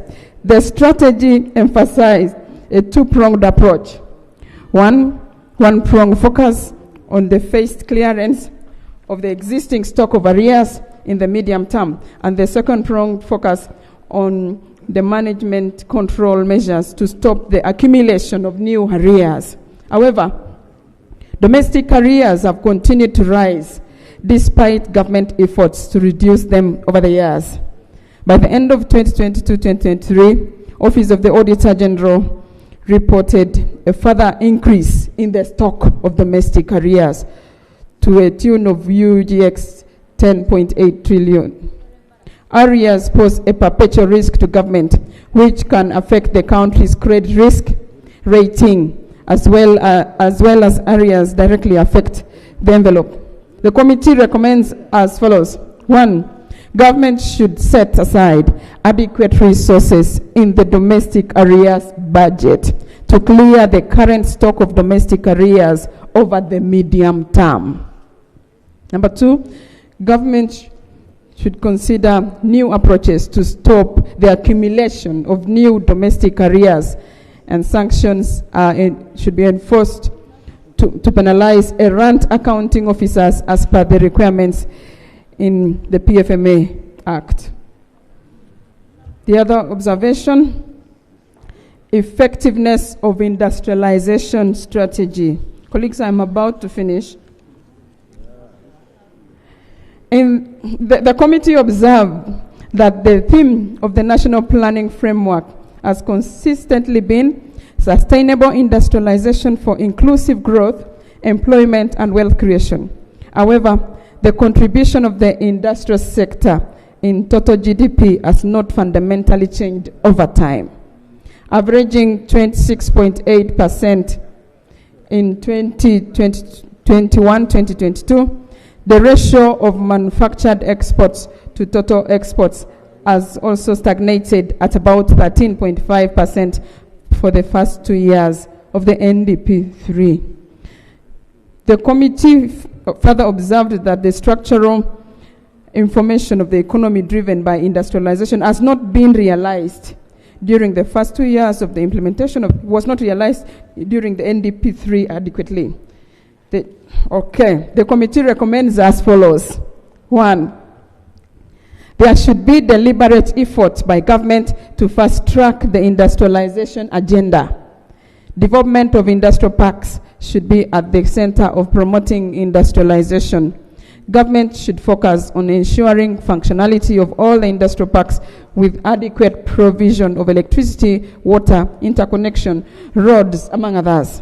Number 2, basing on plans to develop industrial ecosystem around iron ore, oil and gas, and phosphates. There is need to continue investing strategically in electricity, power generation. We have not yet reached there. This will minimize the cost of transmission and distribution of power industrial clusters. Number 3, there should be deliberate effort by government to fast-track the industrialization agenda through establishment of specialized financial institutions targeting small and medium-scale indigenous-run industries. In this way, Ugandans will be participants, not observers, in industrialization drive. Number 4, for agro-industrialization to be realized, there is need to holistically champion this strategy through large-scale programs such as the PDM, private sector development programs centered on the production zones, and setting up conducive environment for private sector participation in this industrialization process. And finally, develop the PPP strategies, public-private partnership, to enhance financing of the industrialization agenda, because government cannot do it alone. The other observation was on legislation, oversight, and representation program. The committee observes that this paragraph 525 of the proposed NDP4 does not reflect the current status of the legislature program. For instance, a reference made to non-existing institutions and inaccurate human resource information. So the committee observed that the book needs some cleaning. The committee recommends that that paragraph particularly should be deleted because it's not up to date. To be expanded. Alignment of the administration of justice program and the governance and security program. The committee observed that some interventions under the government and security programs in the proposed NDP4, like the enhancement of equitable access to justice for socio-economic development and the strengthening of justice service delivery systems, including interventions related to juvenile offenders in remand homes, the LDC, and others, are more directly related to the administration of the justice program. Please read all of them. Okay. The industrial courts, LDC, interventions that contribute to justice service delivery, court-related forensic analysis interventions, LC courts, DPP interventions that contribute to justice service delivery are more directly related to the administration of justice program. Therefore, the committee recommends that all the interventions currently under the governance and security program that relate to enhancement of equitable access to justice for socio-economic development and the strengthening of justice service delivery system should be transferred to the administration of justice program. It's an issue of alignment of programs, the 18 programs. As highlighted. As highlighted above. As highlighted above. Thank you, Right Honorable. Thank you. Regional balanced development. The committee observes that although commendable progress has been registered in reducing poverty, regional disparities have, however, remained and increased vulnerabilities across regions. The chairman had mentioned it, so I will not read. The committee recommends as follows: that government prioritizes the development and implementation of regional development plans, including comprehensive regional physical plans, to ensure balanced economic growth, equitable service delivery, and equitable resource distribution. I would have asked for investment map, but the committee didn't allow. The other observation, promotion of games and sports. The committee observes that the NDP4 provides for several interventions for promoting games and sports, but does not provide interventions relating to physical exercises for health reasons, amateur sports for mass participation, and professional sport for commercial benefit. In addition, the committee observes that the NDP4 high-impact projects focus only on establishment of 4 regional sports stadia and 14 district sports grounds in the traditional sub-regions of Uganda. These do include international and national stadia. Further, the committee observes that the desired high-level program results by the year 2029-2030 provide insufficient information in regards to the niche in sports rankings. This hinders the effective monitoring of the high-level program result. Therefore, the committee recommends 2 interventions: that the NDP4 is amended to incorporate interventions for physical exercises for health reasons, amateur sports for mass participation, and professional sports for commercial benefit. Number 2, the NDP4 high-impact projects should be amended to include 3 international stadia, Nambole, Oima, and Akibua, 10 KCCA artificial surface grounds, Rubaga, Kawempe, Makindye, Nakawa, and Central Divisions, and 15 national stadia, Arua, Moroto, Soroti, Mbale, Tororo, Iganga, Jinja, Lugazi, Luero, Masaka, Mbarara, Ntungamo, Kabale, Kasese, and Fort Poto. On the matter of the railway master plan, the committee observed that the NDP4 mentions that in order to lower the cost of doing business, the focus should be on improving the transport infrastructure. However, the NDP4 is silent on the need to develop a railway master plan that would guide investment in the development of the railway projects across the country. Without this master plan, the interventions will be haphazardly done. Therefore, the committee recommends that government prioritizes the development of the railway master plan that clearly highlights the railway connectivity across the country. Where will it start and where will it end? Taking what, picking what? On animal and crop traceability, the committee observes that the NDP4 is silent on the comprehensive strategy for traceability for animal and crops. Currently, traceability of animals and crops is being undertaken at a piecemeal level. When for an investor, when international markets demands it, then we set up. The lack of a comprehensive strategy and implementation framework for traceability for animals and crops constrains the marketability of Uganda's products internationally. The committee recommends that government prioritizes a comprehensive strategy for all crops and livestock not just picking one and leave the other. And fish, yes, we should. Finally, I'm finishing the last one, the last of the last. The NDP4 projects listed. We received a long list of projects. The committee observed that the proposed NDP4 listed projects, including the high impact projects, are not regional balanced. They exclude key projects required to upgrade health centers, tools. They exclude key tourism and other strategic road infrastructure upgrades. Some projects listed are duplicated.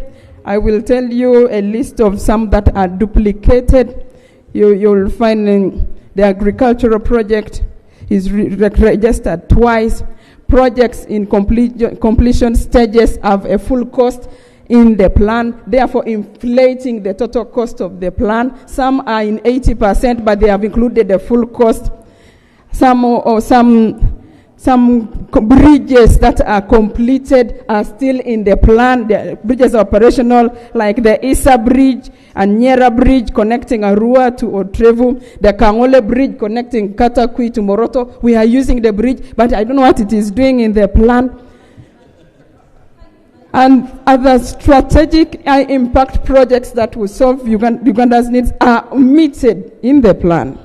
So the committee recommends that comprehensive amendments to the NDP4 high-impact project list and the NDP4 project list are undertaken to remove project duplication, update the actual status of the projects, and incorporate the high-impact projects that are listed in that annex. Number 2, that the Minister of Finance, Planning and Economic Development should submit to Parliament an amended NDP4 project list within 1 month from the date of approval of this plan. 1 month is too much. The House will decide that, but there is cleaning that must be done in the plan, so that we know what we are focusing on for the next 5 years. Right Honorable Speaker and members, the Joint Committee on Finance, Planning and Economic Development and the Committee of Budget made those observations and begs that the House approves the NDP4 with the recommendations highlighted above. I beg to submit. Thank you, thank you. Thank you so much. I am happy the ED is still here. You've heard the duplication. The work that has already been done is in the plan. So you will have to do a thorough cleanup and remove what is not supposed to be here and put what is supposed to be here, mindful of equity, regional balance. And we should have a national development plan, which is always evaluated, but also a smart one that is achievable. Achievable, not just putting. We need a smart NDP4. Honorable Baka. There is a minority. Oh. Thank you, Right Honorable Speaker. No, there is a minority.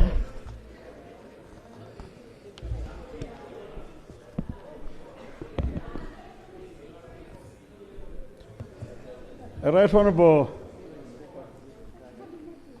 can we invite the author of the minority report? But before he comes in, you will note that the projects proposed are enlisted in Annex 1 for inclusion in the development plan. It could be long to read one by one, but we have it in the report, which is uploaded. The report will be uploaded, and the information is already with the with the NPA. Okay. Yes. Minority. Thank you very much, Right Honorable Speaker. Right Honorable Speaker, I would like to thank the chairperson of the Budget Committee and all the members. Right Honorable Speaker, the National Development Plan 4, as presented to this Parliament, from the position of the minority report, I want to state that I agree 80% with the main report, and therefore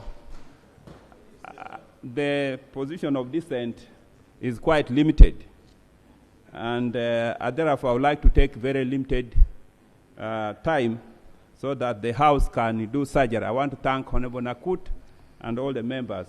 Right Honorable Speaker, our position of dissent is based on the performance of NDP 3.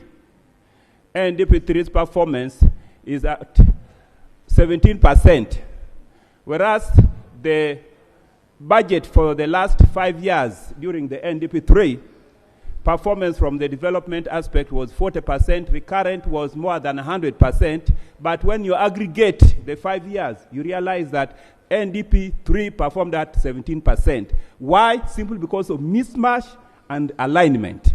And we should not allow the disease that occurred in NDP 3 to come to NDP 4. And that's our position of dissent. Secondly, the mismatch and the legal cohesion.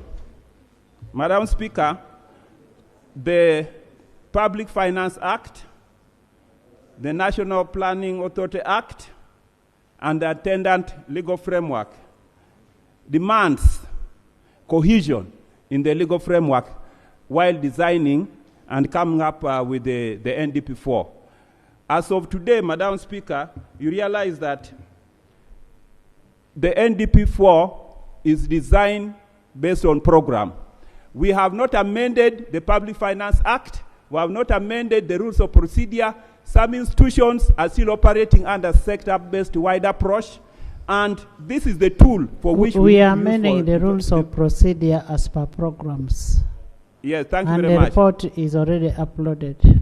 Yeah, thank you. But the Public Finance Act and other institutions have not been amended and aligned. And therefore, this creates serious legal gap. Secondly, the mismatch, the Act and the regulations, which I have here, requires the National Planning Authority to have district development plans before we have the National Development Plan. As of today, the National Planning Authority, Minister of Finance, they have not tabled the comprehensive district development plan. We should incorporate the entire master plan for Vision 2040. And therefore, this National Development Plan 4 is supposed to help us achieve Vision 2040. The main report, Madam Speaker, talks about lack of 10-year fall development plan, which will help us to achieve Vision 2040. That does not exist for the last 30 years, and that's a serious gap. How are we going to achieve growth of 581 billion shillings and annual income per capita of $9.5 US? Secondly, the mismatch of NDP4 ambitious targets and the national budget framework paper. The mismatch is glaring. There are programs and projects that are not in the national budget framework paper. And legally, Madam Speaker, talking, we should not even be having the national budget framework paper now before we approve the National Development Plan. And therefore, legally, it is proper that the Minister of Finance humbly humbles himself, withdraws what he laid on the floor, and awaits the approval of the National Development Plan. Because what tool did you use to design the National Budget Framework paper? You are operating outside the legal system, and this creates the mismatch, misalignment, and failure of the National Development Plan. Weak coordination, planning of budget entities. Madam Speaker and honorable colleagues, the National Development Plan is designed and managed by a National Planning Authority. The budget National Framework Paper is designed and coordinated by the Minister of Finance. The challenge that we have had, and that creates mismatch, miscoordination, is that the Minister of Finance deliberately has been trying to weaken the National Development Planning Authority. It is upon this House to ensure that Minister of Finance design the National Budget Framework Paper to be in line with the National Budget Framework Paper. Without that, we'll be having the National Development Plan standing as a silo, and the Budget Framework Paper standing separate. And when we are looking at this thing, we must look at differentiate what is supposed to be operational, like what you're talking about is operational in nature, vis-a-vis what is supposed to be in the plan. Yes. So what actually you've talked all about operational. Yeah, thank you very much, Honorable Speaker. Honorable Speaker, if you look at the National Development Plan, the draft National Development Plan 4, there's increased cost of public administration. It does not reflect the government plan of RAPEX. We expect the National Development Plan. That was already corrected by Honorable. Yes, Madam Speaker. The beauty with the main report is that they talk about all these things. They say the kid performed 80%, got 10%, 5% here, 0%, but promoted to the next class while improving. And that's the position which we in the minority position dissent from. Madam Speaker and honorable colleagues, we are quite very many. Insufficient funding to agro-industrialization. Honorable colleagues, if you look at... What would you discuss during budgeting? Madam Speaker... No, I'm saying what would you discuss now during budgeting? That is the work of the budget committee. No, Honorable Kanya. Yes. You're senior in this institution. Now, when you talk about inefficient funding, you've now gone into budgeting process. Madam Speaker, I was trying to summarize the point because the key impact project and the theme of National Development Plan is focused on agro-industrialization, tourism, among others. Can you conclude? But what I'm telling you, don't mix what is supposed to be in the budgeting process vis-a-vis the plans that are there for the 5 years. Remember, budgeting is per annual. Yes, thank you very much, Madam Speaker. Madam Speaker, it is important in order to achieve the NDP4, the resource allocation mechanism must be aligned to the planning. If you allocate 2.4% for agro-industrialization, you allocate 1.5% to agro-industrialization, and then you allocate in the entire 5 years 24% debt servicing. That means, Madam Speaker, this development plan is a debt servicing national development plan. Thank you very much. Thank you. The national development plan, for all we need to do is to do a clean up. We need to make sure that there is equity. We need to make sure Madam Speaker, I need to conclude. But I therefore wish to conclude and recommend that the National Development Plan 4 should not be approved until all the issues that have been raised by the main report and the minority report have been incorporated, and the minister brings it back for approval after. We have time. We have timelines on the budgeting process, and the timelines must be followed. Approving a national budget, national development plan does not have an effect because we have to do the BFP, and that is a precursor to the budget framework paper. Yes, Honorable Baka, thank you for your operational issues, Honorable Kanya. Honorable Baka. Right, Honorable Speaker, thank you so much for the opportunity. Madam Speaker, I rise to support the main report and thank the two committees, Committee on Budget and Committee on Finance, for the work they did. I passed there and I saw them very busy. This was a huge report, but they dedicated time to ensure that it comes out. Actually, I was surprised that just on the dot when you invited, the report was uploaded. So we thank you so much. I also want to thank the NPA, my Prime Minister of Busoga, the Executive Director, for the great work they have done in injecting into this NPA project. Madam Speaker, I support the report of the committee, and my support is anchored on paragraph which is on page 46, which recommends that all programs which had been hitherto put under governance and security should be transferred to administration of justice program. Madam Speaker, I'm the chairperson of legal, and we are so much interested in legal to see that administration of justice is efficiently done. So we pray that all programs which have a bearing on the administration of justice should be anchored and should be transferred to the administration of justice program. In the report, they mentioned some programs, interventions which are found in the Ministry of Gender, LDC, Ministry of Local Government, the Government Analytical Laboratories, the DPP, but they have left out interventions found in Uganda Police Force, Uganda Prisons, and the Ministry of Justice, which have a bearing, a critical bearing on the administration of justice, which if they are left out... The juvenile courts? The juvenile courts have been mentioned under Ministry of Gender. That is under prisons. But also as a chair of legal. Yes, Mama. There is something that was raised by Honorable Dur on the issue of backlog. You wanted an assurance. How sure are you that they will be efficient if you took all this to them? Thank you, Right Honourable Speaker. I thank my chair for granting me opportunity to raise this point of clarification. The point of clarification I would like to raise, and I would like assurance from you, one of the justice institutions is the court-martial under the UPDF.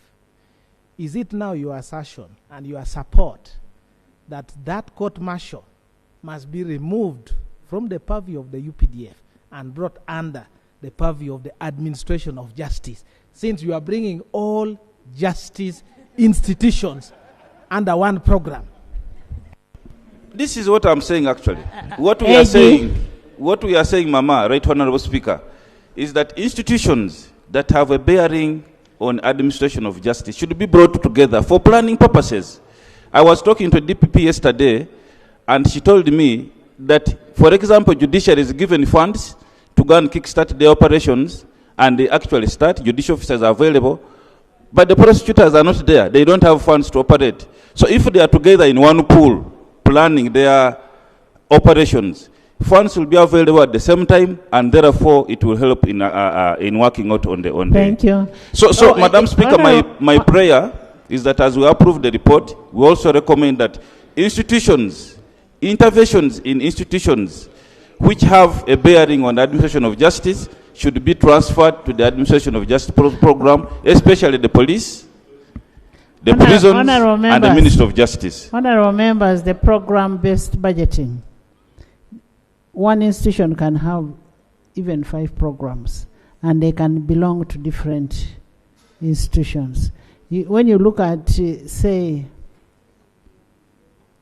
Parliament, you will find Auditor General is based in the Parliament and that kind of thing. So you can have different, but you've not answered what Honorable Dur was asking. Can I have a response from AJ?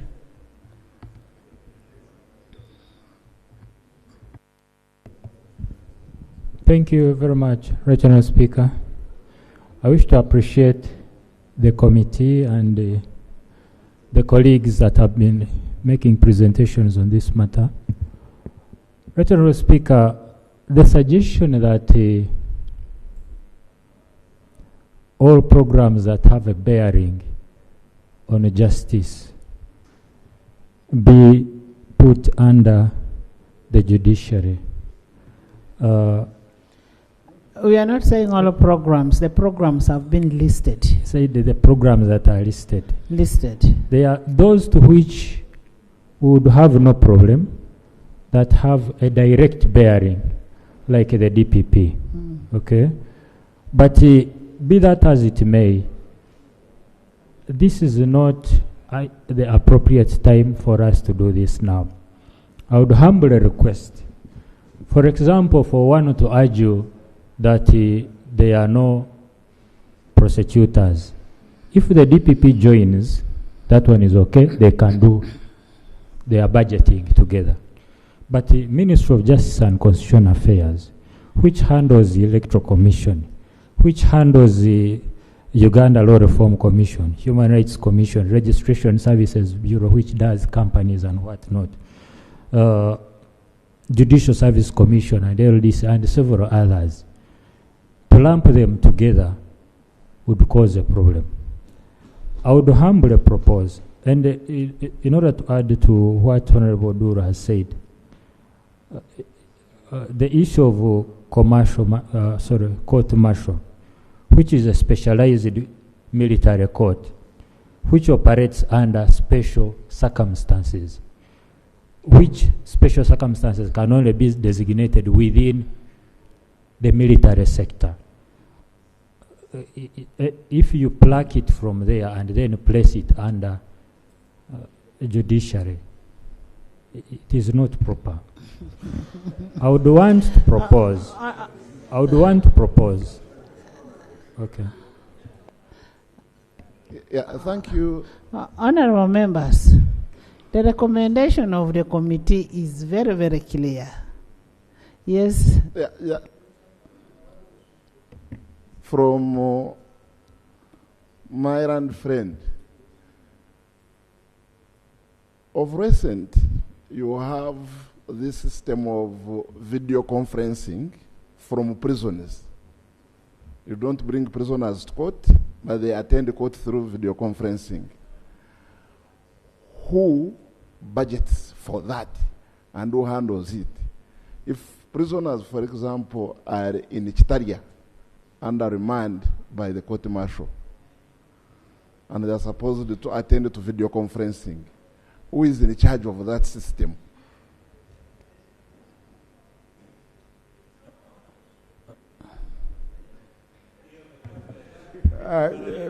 Before you respond to that one, Right Honourable Speaker, from the perspective of planning, we begin with the objective, and then we lay out the strategies, the interventions, and then we ask ourselves a question: who is responsible for implementing this? And then we say it is agency X. We don't start from the institution. We actually not rationalizing or reorganizing institutions. We are not starting from the institutional side, but we are starting from the intervention side. And that is a program approach to planning. So we're actually promoting the concept of collaboration in the implementation of government programs. So these issues that Attorney General was raising of Electoral Commission, those activities will go to the relevant programs. They can even remain in governance. Remember what the Speaker clarified, that an institution could be placed under different programs. And in fact, they are there. When you look at the plan, you'll find one institution appearing in more than 3 programs because of the activities that they perform. That is the logic behind this. Because we are promoting cohesion, collaboration within these institutions to deliver towards a common goal and purpose. That is the idea.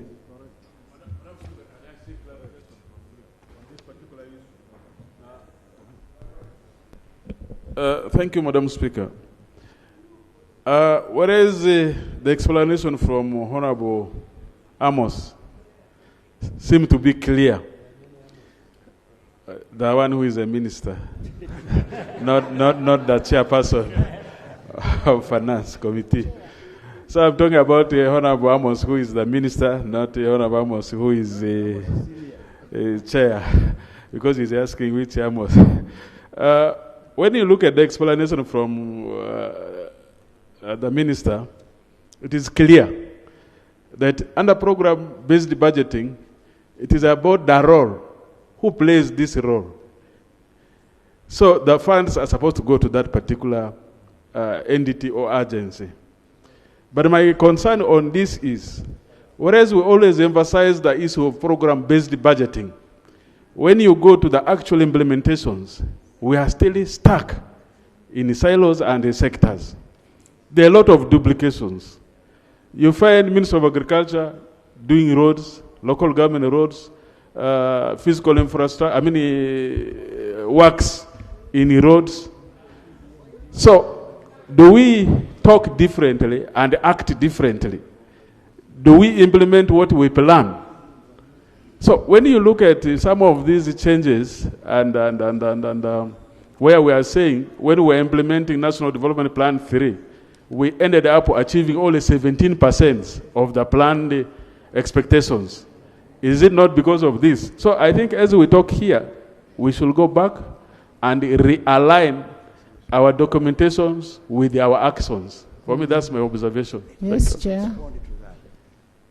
Right Honourable Speaker, to address that problem of duplication, this time around with this NDP, we have formulated an implementation plan. For each of these objectives, the interventions, we have formulated this plan. And to the extent possible, we have tried to eliminate these duplications in terms of implementation. In fact, this partly was intended to cure that problem. So we are following the programs and then the implementation plans, just to make sure that there is no duplication. And we have costed accordingly. We have set the targets to be achieved. Clarification. Yes. Let me hear from the chairman of the committee. Thank you, Right Honourable. Colleagues, when this matter came to our attention as the two committees, we are very conscious of the matter of separation of powers in the arms of government. We tried to avoid what will cause confusion between executive, judiciary, and say legislative, but the two executive. Otherwise, if we pick everything, then we end up mixing the executive and the judiciary. That's So what we you're are only trying to be picking very some careful. So programs. we picked a few which are sort of courts. Yes. Yeah, that's why that we are picked related to those administration of justice. few. Yes, please. Can you sit? Dr. Boka. Yeah, thank you, Madam Speaker, and the Chair of the committee for the report. Madam Speaker, the National Development Plan should reflect the aspirations of Ugandans. And therefore, a bottom-up planning becomes very, very important. The district development plans should be a basis to form the regional development plans. And the regional development plans should feed into the national development plan. We noted a lacuna in the DDPs and the regional development plans. That is something that NDP needs to speak to. Two, out of the regions that are represented and have a regional development plan, it's only Karamoja region that has developed a regional plan. The other regions do not have regional development plans. The minister has to ensure the other regions are supported to see to it that they have regional development plans or strategies that guide the regional development programs. Lastly, Madam Speaker, in the human capital component of the strategic plan and the health sector sub-program, Uganda has approved the National Community Health Strategy. That has interventions that will help us strengthen. Thank you. Honourable members,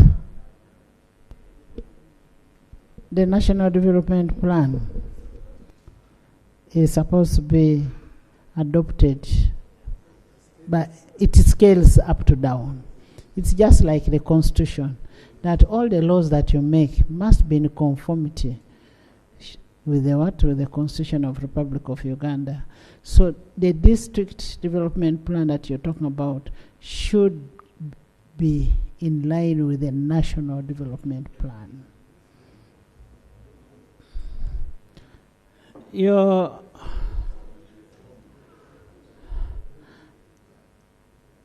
yes, Doug.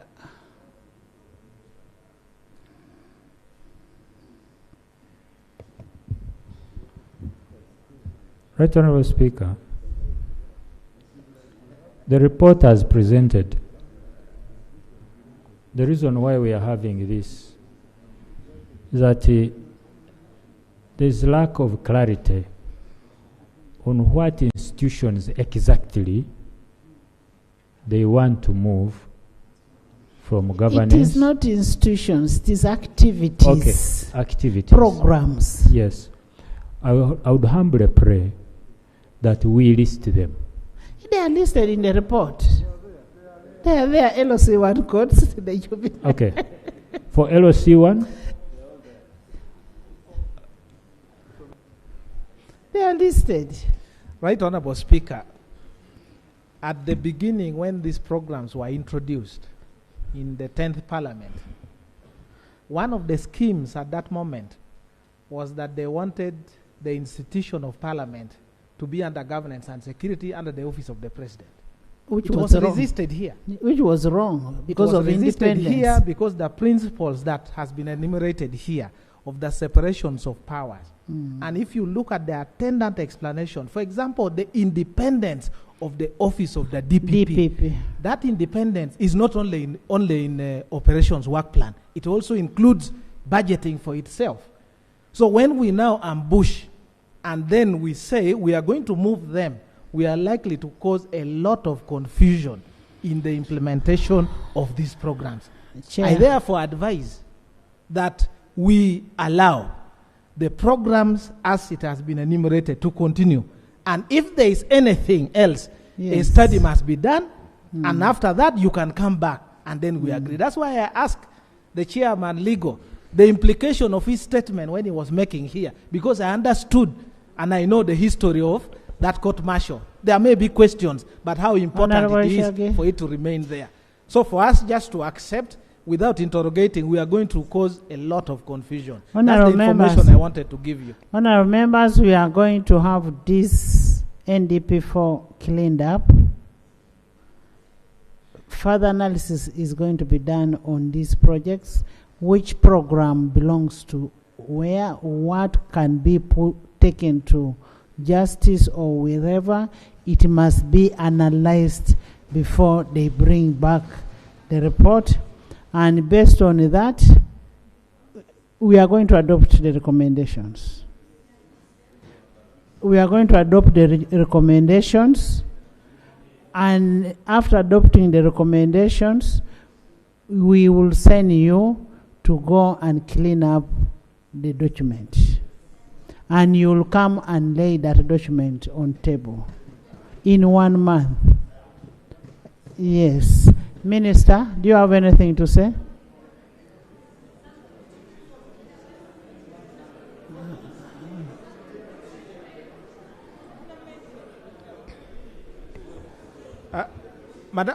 Madam Speaker, before the minister comes, I wanted to add that under the National Planning Authority Act, Minister, just listen, this house is supposed to do two things. Honourable Minister, listen to... The first thing that the house does is to approve. But they have also used the word adopt. Those two words have been used deliberately. Is to approve and adopt, meaning if we adopt, just like if you take another child, the child becomes yours. This house must own it. Now we are approving. Yes. Then we adopt when they bring the last final. Yes, that's what I'm saying. But because the chairperson has highlighted in very strong terms the imbalance, that report coming must show the projects by district or by regions. Because the National Planning Authority is not just an entity that is moving by the roadside that can sit and decide, let me buy maize or buy roasted.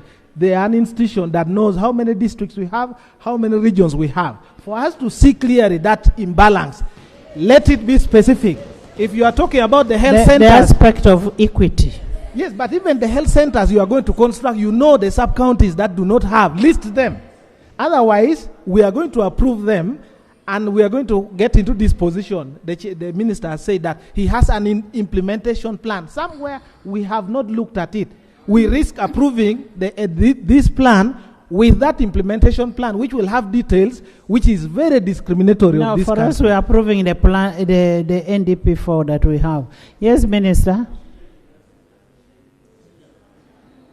Honorable Minister. Right Honorable, we want to agree to the idea of approving now and then come back to report on what we shall have done for adoption after 1 month. And with the amendments that have been brought from the committee. Exactly. With an amendment. And the mapping that is being proposed. And total cleanup without repeating projects that have already been implemented. All that will be done, Right Honorable.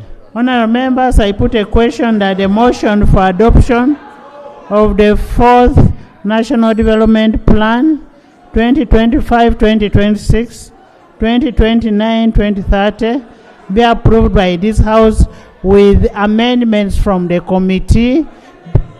Be approved. Those in favor say and the contrary nay. The ayes have it. Honorable members. Honorable members. Honorable Polo, do you have something? I just want, in sincere terms, to thank you, Right Honorable Speaker. I would like to thank the members of this House and strongly